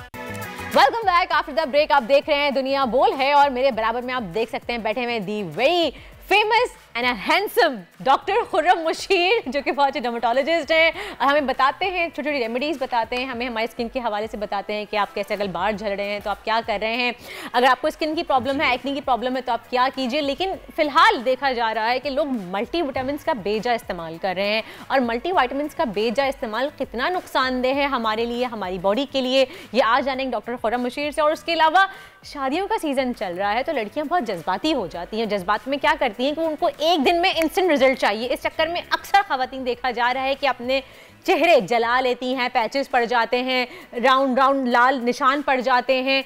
ये क्यों हो रहा है, क्या हो रहा है? गोरा होने के चक्कर में या अपनी स्किन ग्लो करने के चक्कर में क्यों ऐसा कर रही हैं, और क्या करें जिससे आप ये सब ना, इससे तमाम अपने स्किन जलाने से बच जाएं? तो रेमेडीज जानेंगे डॉक्टर खुर्रम मुशीर साहब से। अस्सलाम वालेकुम डॉक्टर साहब, and welcome to our show. Thank you so much for giving us time. Thank you so much. आपके प्रोग्राम में इतना एंजॉय करता हूँ और लोग इतना आपको अप्रिशिएट करते हैं, तो यहाँ पे जो मैं बात करता हूँ उसका डबल इम्पैक्ट मुझे लगता है। अरे थैंक यू। नहीं, आप इतना अच्छा बताते हैं। पहली बात तो हम स्टार्ट करते हैं सेल्फ मेडिकेशन से। आजकल लोग मल्टीविटामिन्स यूज कर रहे हैं खुद से अपनी स्किन पे ग्लो लाने के लिए, बाल झड़ रहे हैं, हेयर नेल स्किन केयर के लिए, तो मल्टीविटामिन्स बिला वजह खुद से इस्तेमाल करना कितना नुकसानदेह है हमारी बॉडी के लिए? आप वर्दा यकीन करें, मैं 2-3 दफा cancer as well. Definitely definitely रोजाना एक तो नेट पे आ गया है इस कंपनी का, मैं ये खा लेती हूँ। अच्छा लड़कियां तो थी, चलो लड़कियां तो हम मान लेते हैं इस तरह की होती हैं, मर्द हजरात भी अब शामिल हो चुके हैं। जी मैंने वो किया था, उसमें इतना बायोटिन है, इतना हॉर्सियल एक्सट्रैक्ट है, इतना जिंक है, इतना क्रैनबेरी एक्सट्रैक्ट है, मतलब जो खुद जाके क्रैनबेरी जैसे हम लोग यूज करते हैं यूरिन इन्फेक्शन के लिए, लोग खुद खरीद रहे हैं, ठीक है, और बड़ी बड़ी कंपनीज के नाम से और नॉन स्टॉप यूज कर रहे हैं। कैंसरस हो जाता है, ब्लोटिंग बहुत ज़्यादा है, आपके चेहरे पे वही जो हम 4 क्रीमें लगा के एक शाइन आती है और फिर जलना शुरू होता है वो। थर्ड, अच्छा एक बड़ा मिसकॉन्सेप्शन है, अच्छा देखिए वर्दा, अब देखिए जो बाल होते हैं मर्दों के बाल, जैसे फर्ज करें आपने अक्सर देखा होगा कि दाढ़ी हैवी है मगर सर पे गायब है, थिनिंग है, बहुत थिनिंग है। अच्छा लड़कियों का क्या होता है कि जी बाल अगर थिनिंग भी हो रही है तो हो सकता है कि कभी आपके चेहरे पे गैर जरूरी बाल आ जाए। अच्छा एक हमारा एक बिल्कुल पता नहीं किस फैंटेसी वर्ल्ड में चले गए हैं और जाके गलत विटामिन खा के फिर लड़कियां कहती हैं मैंने बालों के लिए विटामिन खाई थी, मेरे चेहरे पे बाल आ रहे हैं। ऐसा हो नहीं सकता, क्योंकि देखिए ये पैटर्न ही मुख्तलिफ है बॉडी का, कि आपका हर एक की डिस्ट्रीब्यूशन जो है जीन्स में होती है, ठीक है, फिर आपने कोई 4 क्रीमें लगाई हैं तो इफेक्ट पड़ता है, मगर अगर आप कोई विटामिन खा रहे हैं, ये थोड़ी कि हम अच्छी सेहत, मैं कहूँ जी आप मछली खाएं, आप दूध पिए, आपके बाल अच्छे होंगे तो आपके चेहरे पे बाल आने लगेंगे, बिल्कुल भी नहीं, बिल्कुल। वो होता है कि जब पीसीओज होते हैं या खवातीन के और मर्दों के हार्मोन जो है वो मिक्स, यानी कि हार्मोनल इशू आपको होता है या पीसीओ का इशू है तो आपके जो है वो एक्स्ट्रा फेशियल हेयर आ जाएंगे, जो कि मर्दाना है जैसे हम कहते हैं कि आपके फेस पे आ जाते हैं। या फिर अगर आप कोई गलत मेडिकेशन का इस्तेमाल कर रहे हैं जो खुद से सेल्फ मेडिकेशन की तरफ जा रहे हैं, उसमें अपनी स्किन का बहुत बुरा हाल कर लेते हैं। डॉक्टर खुरम, शादी का सीजन चल रहा है, खवातीन चाहती है कि हम फौरन से हमारे चेहरे पे निखार आ जाए, हम गोरे हो जाएं, स्किन ग्लो कर जाए, चक्कर में अपनी स्किन का बेड़ागर कर लेती हैं, पैचेस पड़ जाते हैं, जला लेती हैं स्किन, ब्लीच करती हैं, क्या करते हैं, तो ये कैसे, क्यों? बिल्कुल। अच्छा मैं आपको एक बताऊं कि जैसे व्हाइटनिंग इंजेक्शन आजकल ट्रेंड है, ठीक है, कोई बुरी चीज नहीं है, बहुत अच्छी चीज है, आप लेटेस्ट चीज है, इसको डॉक्टर के मशवरे से एक टाइम के, जैसे आप हैं, एक लड़की है, करते हैं, is it fine to use the glutathione injections? बहुत, देखिए ग्लूटा उसके अंदर होता क्या है, हम लोग समझते हैं व्हाइटनिंग, नहीं, glutathione, vitamin C, ascorbic acid powder, collagen जो आपकी स्किन को टाइटन अप करता है, और डिफ्यूजिंग डिस्टिल्ड वाटर, उसकी डिफरेंट डोजेज होती है। अब आप किसको, आप लड़की हैं, ठीक है, अब मैं वही डोज एक लड़के को लगा दूं, एक आदमी को लगा दूं, उसके अंदर डिफरेंट इंपैक्ट होगा, या एक आदमी की डोज जो कि धूप में वो करता आपको लगा दूं, ठीक है, तो वो अच्छा नेट पे पढ़ लेंगी जी, अच्छा ये होता है, अच्छा किस कंपनी का है, ये तो फ्रेंच कंपनी है, ये तो इटालियन कंपनी है, अच्छा उससे नहीं होता। आप बिरयानी पका दी, जैसे अगर एक शेफ है, बिरयानी में चावल भी होंगे, पानी भी होगा, मसाला, उसको कैसे ट्रीट करना है, सही, कितनी डोजेज होगी, आपकी क्या आप प्रेग्नेंट तो नहीं है, आप कॉलेज तो नहीं जाती, आपकी डाइट सही है, यानी कि प्रॉपर आपको हिस्ट्री देखनी पड़ेगी। और मैं ये भी पूछूंगी आपसे कि इसके साइड इफेक्ट्स हैं कि नहीं, लेकिन फिलहाल हम बात कर रहे हैं कि शादियों का सीजन चल रहा है, मौसम की बात कर रहे हैं, तो आज थोड़ी सर्दी ज्यादा सी फील हो रही है। तलहा की जानिब बढ़ते हैं, उनसे जानते हैं कि फिलहाल मुल्क भर में मौसम की सूरत हाल क्या है। जी तलहा। में ठंड वर्दा जो हम आज सुबह से प्रोग्राम में डिस्कस कर रहे थे, कराची में जैसे ही सर्दी आती है स्कूल खुलने लगते हैं, तो कराची से जुड़ी है मौसम की एक बड़ी खबर।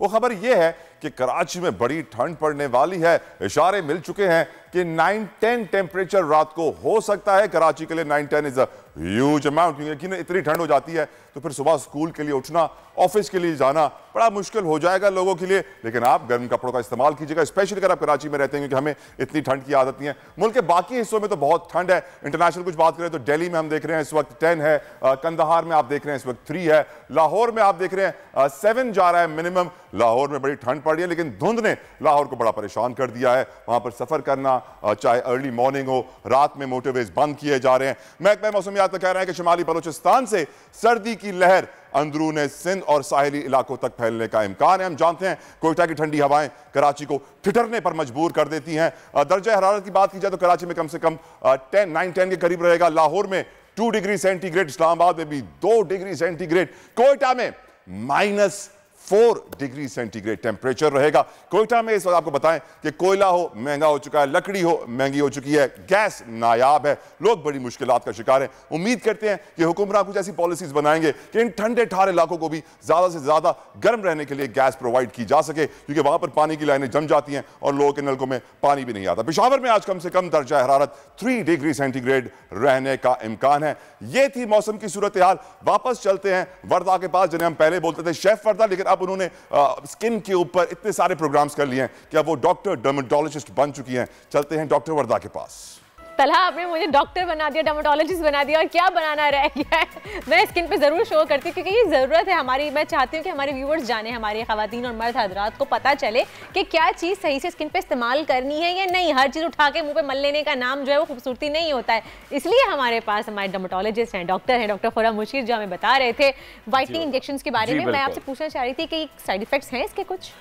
वर्दा, मैं आपको किस मतलब बिल्कुल शर्तिया नेशनल टेलीविजन बता रहा हूँ, कोई साइड इफेक्ट नहीं, बिल्कुल भी नहीं। देखिए आप मुझे बताइए, बड़ा आपका इम्तिहान, पानी के साइड इफेक्ट्स हैं? नहीं है ना। पानी तो हमारी बॉडी के लिए फायदेमंद है। बिल्कुल, मगर सैलाब आ जाए तो ज्यादती हर चीज की बुरी, ठीक है, ज्यादती हर चीज की बुरी है, ठीक है, हर चीज का इस्तेमाल बुरा है। ये लाइटें कितनी जरूरी है हमारे प्रोग्राम के लिए, इसके बगैर हम काले नजर नजर ही नहीं आएगा, ग्लो नहीं आएगा और शाइन नहीं आएगी, टेलीविजन प्रोग्राम नहीं होगा। मगर हम काले नजर आएंगे, मगर हम खुद ही अपनी वीडियो बनाएं और खुद ही अपने वो जाके रिंग लाइट्स अपने चेहरे पे 6 लगा लें तो हम भूत लगेंगे, ठीक है। हर चीज का एक तरीकाकार होता है, एतदाल में रहते हुए। और देखिए आप होस्टिंग कर, मैं एक एग्जांपल बड़ी आसान से देखिए, आप होस्टिंग कर रही हैं तो एक ट्रेनिंग होती है, एक प्रॉपर तरबियत होती है, पीछे पूरी टीम वर्क है, डायरेक्टर्स हैं, पूरा एक सेटअप है। अब ऐसे ही खड़ी हो जाएं आप बगैर प्रैक्टिस के तो क्या। इसी तरह इंजेक्शन बेहतरीन चीज़ है, मगर आप डॉक्टर के मशवरे से आपको कितनी डोज लगेगी। ये नहीं कि आप नेट से पूरा डिब्बा खरीदा, अच्छा जी आप बता दें मैं एक साथ ले जा सकता हूँ, ले जा सकती हूँ, अब मेड है मेरी बड़ी अच्छी, उससे मैं लगवा लूँगी। Oh my God! अब ये देखिए ना, तो ये ट्रेंड होगा तो फिर आप कहेंगे, या देखिए सैलून का एक डिफरेंट काम है, वहाँ पे आपका हेयर डू होता है, मेकअप है, वहाँ जाके मैं सर्जरी करवा के आ जाऊँ लेजर, फिर मैं कहूँगी ये तो बड़ी ख़राब चीज़ है। हर चीज का इस्तेमाल, स्किन वाइटनिंग इंजेक्शन आप लगा सकते हैं, लेकिन डॉक्टर के मशवरे के साथ उनसे आप कोऑर्डिनेट करके प्रॉपर लगाएं कि वो किस तरह से आपके ऊपर कितनी डोजेज चाहिए, कितनी नहीं, कितनी जरूरत है, इंट्रामस्कुलर लगेगा, इंट्रावीनस लगेगा, कितने दिन में रिजल्ट आएगा। अच्छा हम लोग पाकिस्तानी माँ बाप की औलाद हैं तो हम लोग जर्मनी बन जाएंगे, ठीक है, अब ग्लो आएगा, खूबसूरती आएगी, एक निखार आएगा, मगर एक तो हवस जो होती है ना, रातों रात में गोरा हो जाऊं, रातों रात में ऐसा हो जाऊं। मैंने वीडियो देखी है जिसपे कितनी लाइटें हैं, या किसी अंग्रेज की वीडियो देखी है, वो डिफरेंट चीज़ है। फिर आपकी डाइट में, अच्छा डाइट मैं कहता हूँ जी आपकी स्किन बड़ी डल हो रही है, बाल बड़े झड़ रहे हैं, आप खाती क्या हैं? मैं तो आपको बाल दिखाने आई हूँ, आप खाने की बात कर रहे हैं।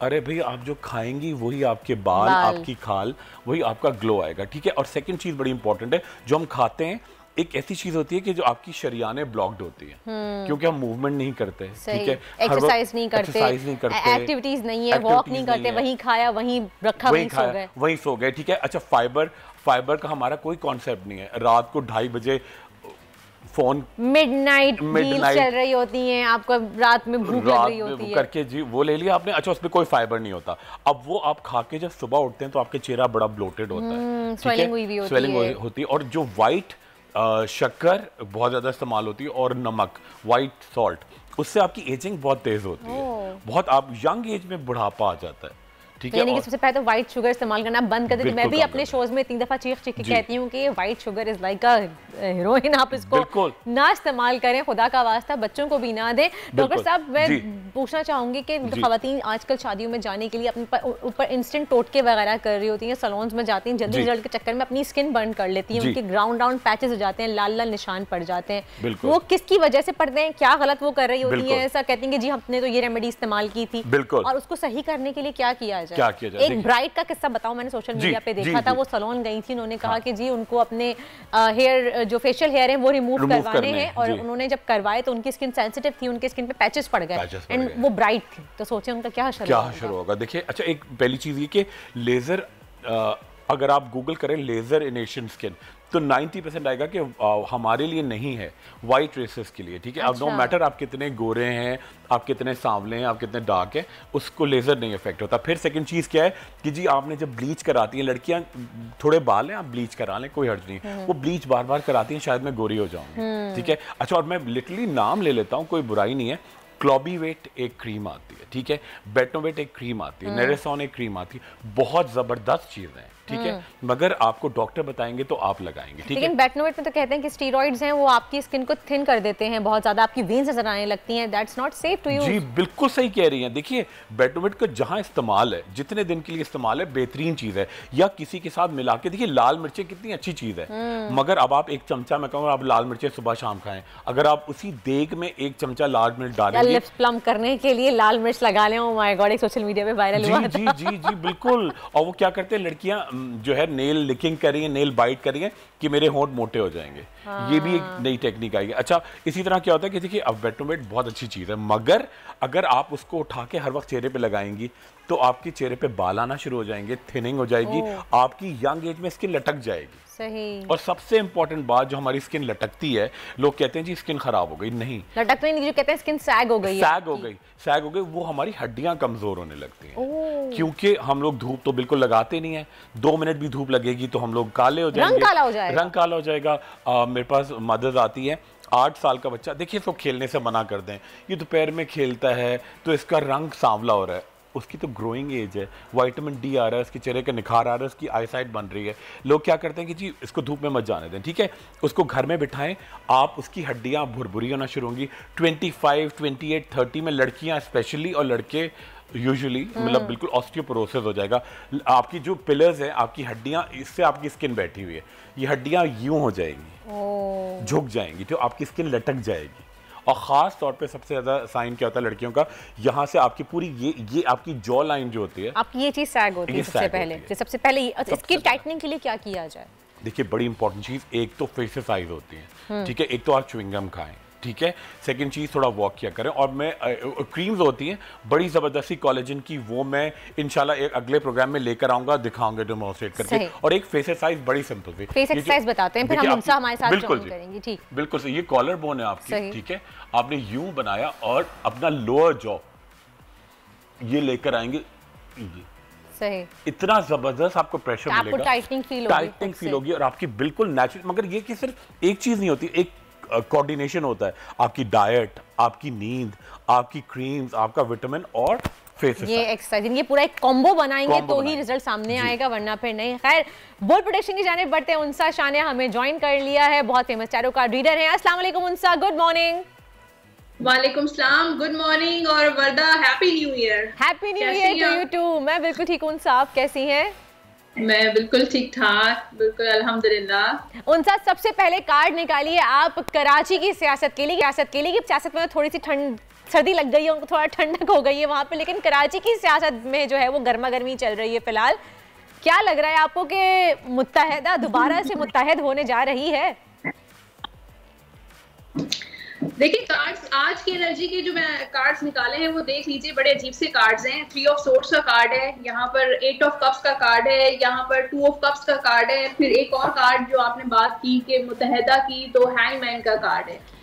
सियासत कराची की जो है वो कश्मकश मुझे नजर आ रही है। हो सकता है कि इंटरफेरेंस नजर आ रही है, कुछ पार्टीज में गड़बड़ नजर आ रही है, मुलाकातें तो हो रही हैं, लेकिन मुझे जो है वो उनमें एक यूनिटी नजर नहीं आ रही। यहाँ पे जो मुत्तहदा के लिए जो कार्ड है, हैंगमैन का कार्ड है, तो मुझे नहीं लग रहा कि उनकी फेवर में जो है आगे चीजें जाती हुई नजर आ रही हैं। ये चीजें ऐसे ही लटकी रहेंगी। मुत्तहदा का जो पहले एक जोर था कराची में, वो चीज वापस मुझे आती हुई नजर नहीं आ रही। मुत्तहदा की कोई हुकूमत आती हुई नजर आ रही हो या क्या, क्योंकि मुत्तहदा को भी यहाँ पर पार्टनरशिप की जरूरत है। मुत्तहदा अकेले जो है पूरा कराची देखती हुई नजर नहीं आ रही। यानी कि होल्ड जो है वो मुत्तहदा का पूरे कराची में नजर नहीं आ रहा, क्योंकि यहाँ पर 2 ऑफ कप्स का कार्ड है। मुत्तहदा को भी जरूरत है किसी और पार्टी के पार्टनरशिप की, सपोर्ट तो जब तक कोई और पार्टनरशिप, दोनों पार्टीज पार्टनरशिप नहीं करेंगी, मुझे नहीं लगता कि कोई सपोर्ट, क्योंकि सपोर्ट की जरूरत है मुत्तहदा को भी। जी। और नए साल में खान साहब सितारे क्या कहते हुए नजर आ रहे हैं आपको? खान साहब की तरफ से काफी खामोशी हो गई है। देखिए, अभी थोड़ी सी यहाँ तो उनकी सेहत भी इतनी अच्छी नहीं है। यहाँ पर पेज ऑफ सोर्ड्स का कार्ड है, यहाँ पर नाइट ऑफ जो है वो सोर्ड्स का कार्ड है। 2 कार्ड जो हैं वो तलवारों के कार्ड है। फिर तीसरा कार्ड अच्छा है, पॉजिटिव कार्ड है, 10 ऑफ कप्स का कार्ड है, एनर्जी बहुत अच्छी है। लेकिन मुझे लगता है कि कुछ चैलेंजेस हैं। इमरान खान साहब मुझे लगता है खुद ही थोड़ा सा पीछे हो गए हैं। कुछ ऐसी बातें उनको पता चली हैं, या उनकी पार्टी ने उनको खुद थोड़ा सा बैक ऑफ किया है। और लेकिन उसके बाद जो है इनकी पॉलिटिकली एक्टिविटीज जो है पीटीआई की जोर पकड़ती हुई नजर आ रही है। कब तक पकड़ती हुई नजर आ रही है जोर आपको? कि जनवरी तो चल रहा है, फेब मार्च, क्योंकि सुनने में ये आ रहा है कि पीटीआई जोर दे रही है कि जी मार्च अप्रैल में इलेक्शन किए जा, हुकूमत कह रही है नहीं जी टेन्योर पूरा करेंगे, अक्टूबर के बाद इलेक्शन होंगे। चंद महीनों का ही डिफरेंस आ रहा है, तो आपके कार्ड्स क्या कह रहे हैं, कब तक होने वाले हैं इलेक्शन? हुकूमत का जो कार्ड आया है ना वो 3 ऑफ पेंटिकल्स का कार्ड है। तो ये नंबर जो होता है 3 नंबर जो होता है वो वीक नंबर होता है, कमजोर नंबर होता है। तो मुझे नहीं लगता कि हुकूमत की चल पाएगी। ठीक है, वो मीटिंग्स नजर आ रही, हुकूमत जो है वो पीडीएम के साथ मिलकर इनकी मीटिंग्स चलती रहेंगी, बातचीत चलती रहेगी, कम्युनिकेशन जारी रहेगी, लेकिन क्योंकि कमजोर नंबर है तो हुकूमत की मुझे इतनी चलती हुई नजर नहीं आ रही। क्योंकि यहाँ पर एम्प्रेस का कार्ड है जुडिशरी के लिए। स्ट्रॉन्ग जो इस वक्त है वो अदालत है। जुडिशरी का जो है ना, जो जरूर मुझे लगता है कोई ऐसा नोटिस जो है वो जारी होगा, और ये जो है मार्च या अप्रैल में कुछ इलेक्शन से रिलेटेड जो है वो एक्टिविटीज स्टार्ट हो जाएंगी। ये 3 जी मार्च अप्रैल बिल्कुल 2023 में काफी चांसेस हैं इलेक्शन होने के, और इलेक्शन के लिए 3 ऑफ कप्स का कार्ड है। और जब अदालत की तरफ से कोई नोटिस या हुक्म आएगा तो कोई भी पार्टी कुछ कर नहीं सकेगी। इस वक्त जो है मुस्लिम लीग नून और पीडीएम चाहती नहीं है हुकूमत इलेक्शन करवाना, और ये डिले पे डिले करती रहेगी, कोई ना कोई बहाना तलाश करती रहेगी जिससे इलेक्शन का माहौल ना बन सके। सही। खुर्रम मुशीर हमारे साथ मौजूद हैं। डॉक्टर साहब, आप कोई सवाल करना चाहेंगे अपने से रिलेटेड? बिल्कुल, सितारे के बारे में? नहीं, सितारा तो मुझे पता ही है नहीं कि आपका स्टार कैसा रहेगा, नया आने वाला साल आपके लिए कैसा रहेगा? मुझे देखिए, हमारा लिंक्ड है, हमारा सितारा हमारी तरक्की हमारे मुल्क से वाबस्ता है। तो अब ये कि जो इलेक्शंस हैं 15 को जो लोकल बॉडीज के हैं वो होंगे 15 को इलेक्शन होने वाले हैं कि नहीं? जी, ये बड़ी कंफर्म, या फिर से कुछ गड़बड़ घोटाला हो गया पोस्टपोन कर दिया जाएगा? देखिए, वर्दा और डॉक्टर खुर्रम ने द टावर का कार्ड है, एम्प्रेस का ये टेम्परेंस का कार्ड है। मुझे लगता है कुछ अनएक्सपेक्टेडली कुछ ऐसा होगा कि ये इलेक्शंस डिले हो सकते हैं। मैं ये नहीं कह रही कि इलेक्शन नहीं होंगे, हो सकता है आगे जाके कोई डेट वगैरह उनकी चेंज हो जाए, या 15 जैसे कि अनाउंस की है, तो मुझे डेट पर इलेक्शंस होते हुए नजर नहीं आ रहे। कुछ ऐसी अनएक्सपेक्टेड सिचुएशन इलेक्शन होने नहीं देंगे। चले, थैंक यू सो मच उनसे, बहुत बहुत शुक्रिया आपका। आपने हमें अपडेट किया सितारों के हवाले से कि कार्ड्स क्या कह रहे हैं, सितारों का जायचा क्या बना हुआ है। फिलहाल लग रहा है कि इलेक्शन होते हुए नजर नहीं आ रहे हैं। खैर, बैक टू डॉक्टर साहब, सर्दियां आई हुई हैं, स्किन का बहुत बुरा हाल हुआ है, शादियां भी आ रही हैं, स्किन ड्राई हो रही है, तो सर्दियों में कैसे हम अपनी स्किन का ख्याल रखें? और जो पैचेस पड़ जाते हैं, जो आपसे मैं पूछ रही थी, उनके लिए कोई रेमेडी बता दें बेचारी हमारी खवातीन को कि कैसे स्किन सूद की जाए। बड़ी जबरदस्त रेमेडी बताऊंगा। उससे पहले 5 चीजें बड़ी इंपॉर्टेंट है। एक तो रोजाना हल्दी वाला दूध पिए, ठीक है, 1 कप दूध। अच्छा, अब यहाँ पे सवाल से पहले मुझे पता है आपके जहन में सवाल आ रहा है, मुझे पता है आप लोग सोच रहे हैं कि रोजाना हल्दी वाला दूध पिएंगे तो मैदे में गर्मी हो जाएगी, बिल्कुल सही, निकलना शुरू हो जाएंगे, एक्ने शुरू हो जाएगी, मोटी हो जाऊंगी मैं, मोटी हो जाऊंगी। जैसे हल्दी से मोटे नहीं होते, हल्दी आपका वेट लॉस करता है। बिल्कुल बिल्कुल बिल्कुल बिल्कुल। देखिए, अच्छा, तो दूध से कभी मोटे नहीं होते, विटामिन से कभी मोटे नहीं होते, ठीक है। अच्छा, रोजाना 1 कप दूध पिए। अच्छा, दूध में आपको 2.5 किलो नहीं कह रहा, एक छोटा कप दूध, ठीक है, उसमें 1/3 दूध होगा और बाकी पानी होगा, छाछ, ठीक है। उसमें आप डालें थोड़ा सा बिल्कुल चुटकी हल्दी, और चुटकी डालनी है, ये याद रखें, चुटका मत कीजिएगा, चुटकी। अच्छा, ये एंटीसेप्टिक है, आपका मेटाबॉलिक क्लॉक तेज करेगा, आपका रंग निखरेगा, आपकी बॉडी में नज़ला, जुकाम, खांसी, जितने भी बीमारी होती है उनसे रोकेगा। एंटीबैक्टीरियल, एंटीसेप्टिक है, अंदर से हील भी करती है। अच्छा, और दूसरी बात बड़ी इंपॉर्टेंट, हल्दी गर्म होती है। अरे भाई, कभी आप बताएं कि इंग्लैंड में किसी ने हल्दी के खाने खाए? हम भी खाते हैं ना, पाकिस्तान में, इंडिया में, बांग्लादेश में। अच्छा, खजूर बड़ी गर्म होती है। आप बताएं, कभी लंदन में लोग खजूर खाते हैं? हम मक्के में सुनते हैं, मदीने में सुनते हैं, ठीक है, गर्म इलाकों में खाई जाती है, ठीक है। इसी तरह हल्दी बेहतरीन है। सेकंड चीज बड़ी इंपॉर्टेंट है, रोजाना देखिए, ये मुट्ठी, मतलब भर के नहीं, मुट्ठी, ये मुट्ठी, लड़कियों की मुट्ठी तो और छोटी है, जी बिल्कुल छोटी, और ये मुट्ठी नहीं है, मुट्ठा बना लिया बिल्कुल बिल्कुल। ये देखिए, जैसे चुटकी, इस तरह मुट्ठी, ठीक है, मुट्ठी। पिस्ता, बादाम, किशमिश, थोड़ा सा कश्मीरी ज़ाफ़रान, ये आपने लिया और रोज़ाना आपने किसी एक टाइम पे आपने खाया, या सनफ्लावर सीड्स हो गए अनसॉल्टेड, ठीक है। थर्ड चीज़ बड़ी इंपॉर्टेंट है कि अपनी ग़िज़ा में 1 से 2 चमचे दही ज़रूर रखें। ठीक है। चौथी चीज़ बड़ी इंपॉर्टेंट, इसबगोल की भूसी दिन में एक दफ़ा ज़रूर या तो आप मुंह में डाल के पानी पिएं या दूध में मिलाकर पिएं या पानी में मिलाकर पिएं। और क्रीम आपको एक बड़ी ज़बरदस्त मैं बता रहा हूँ, आपके घर में जितने भी साबुन आपके जो यूज़ होते हैं ना, देखिए वो पहले भी मैंने यूज़ किया था, साबुन जितने यूज़ होते हैं ना जो बिल्कुल आखिर में बच जाते हैं, उनको आप बिल्कुल फेंके नहीं, जमा कर लें। और वो कार्बोलिक नहीं होने चाहिए, ब्यूटी सोप्स हो, ब्यूटी सोप्स, ठीक है। ब्यूटी सोप्स आपने 5-6 जमा हो गए, उनको हावन दस्ते में आपने क्रश किया, ठीक है। क्रश करने के साथ साथ आप उसमें डालेंगे oil of cade. Oil of cade ये मिलेगा कराची में एम्प्रेस मार्केट से, लाहौर में बानो बाजार से, पिंडी में राजा बाजार से, हैदराबाद में जो मिलेगा वो कच्ची गली से, ठीक है। ऑयल ऑफ केड किस चीज का तेल है बेसिकली? इसके अंदर होता है जैसे कि नाशपाती का एक्सट्रैक्ट होता है, मीठे बादाम का तेल होता है, ठीक है। लेवेंडर ऑयल का थोड़ा सा आमेजिश होती है, ठीक है। आपने क्रश किया हावन दस्ते में, ऊपर से आपने डाला हल्का हल्का चंद कतरे ऑयल ऑफ केट, चंद कतरे ग्लिसरीन, और उसके साथ ऐड किया आपने पाउडर मिल्क, ठीक है। मिक्सचर बनाया और ये आपने फ्रिज में बना के रख दिया। और जब भी आपको लगाना है, निकाला आपने, इसमें 1 से 2 ड्रॉप्स आपने डाले या तो नींबू के या 5-6 ड्रॉप्स कीनू के, ओके, ऑरेंज के, और पूरे चेहरे पे लगाया और 10 मिनट के लिए आप लगा के बाहर धूप में, सहन में, वरांडे में चले गए। अब सुकून से बैठ जाएं। और ये इतनी जबरदस्त क्रीम बता दी आपने, वक्त भी खत्म हो गया है शो का। Thank you so much doctor Khurram मशीद, बहुत बहुत शुक्रिया। ये क्रीम आप जरूर लगाइएगा ताकि आपकी स्किन क्लियर हो और निखार आए। और इसी के साथ ही शो का वक्त होता है खत्म। कल सुबह मुलाकात होगी आपसे 9 बजे। Till then take good care of yourself and Allah हाफिज़। आजकल जिंदगी ही सुबह आउट ऑफ कंट्रोल है, दुनिया बोल है, मेरी दुनिया बोल है। 2022 बहुत सारे तोहफे भी देके गया पाकिस्तान की आवाम को। पाकिस्तान की आवाम को एक तोहफा ये दिया कि आवाम को पता चल गया कि पाकिस्तान का मीडिया क्या है। हक और सच का सफर साल 2022 में बोल रहा नंबर 1। हमने बहुत सारे शोज और ट्रांसमिशंस की, पूरा साल मुसलसल जदोजहद में निकल गया कि ये वोट ऑफ कॉन्फिडेंस के पीछे कौन लोग थे। तोड़े रेटिंग के सभी रिकॉर्ड। एंकर्स ने भी आवाम में सबसे ज्यादा मकबूलियत पाई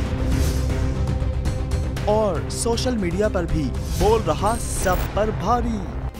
सब्सक्राइब करें और बेल दबाएं ताकि कोई खबर रह न जाए।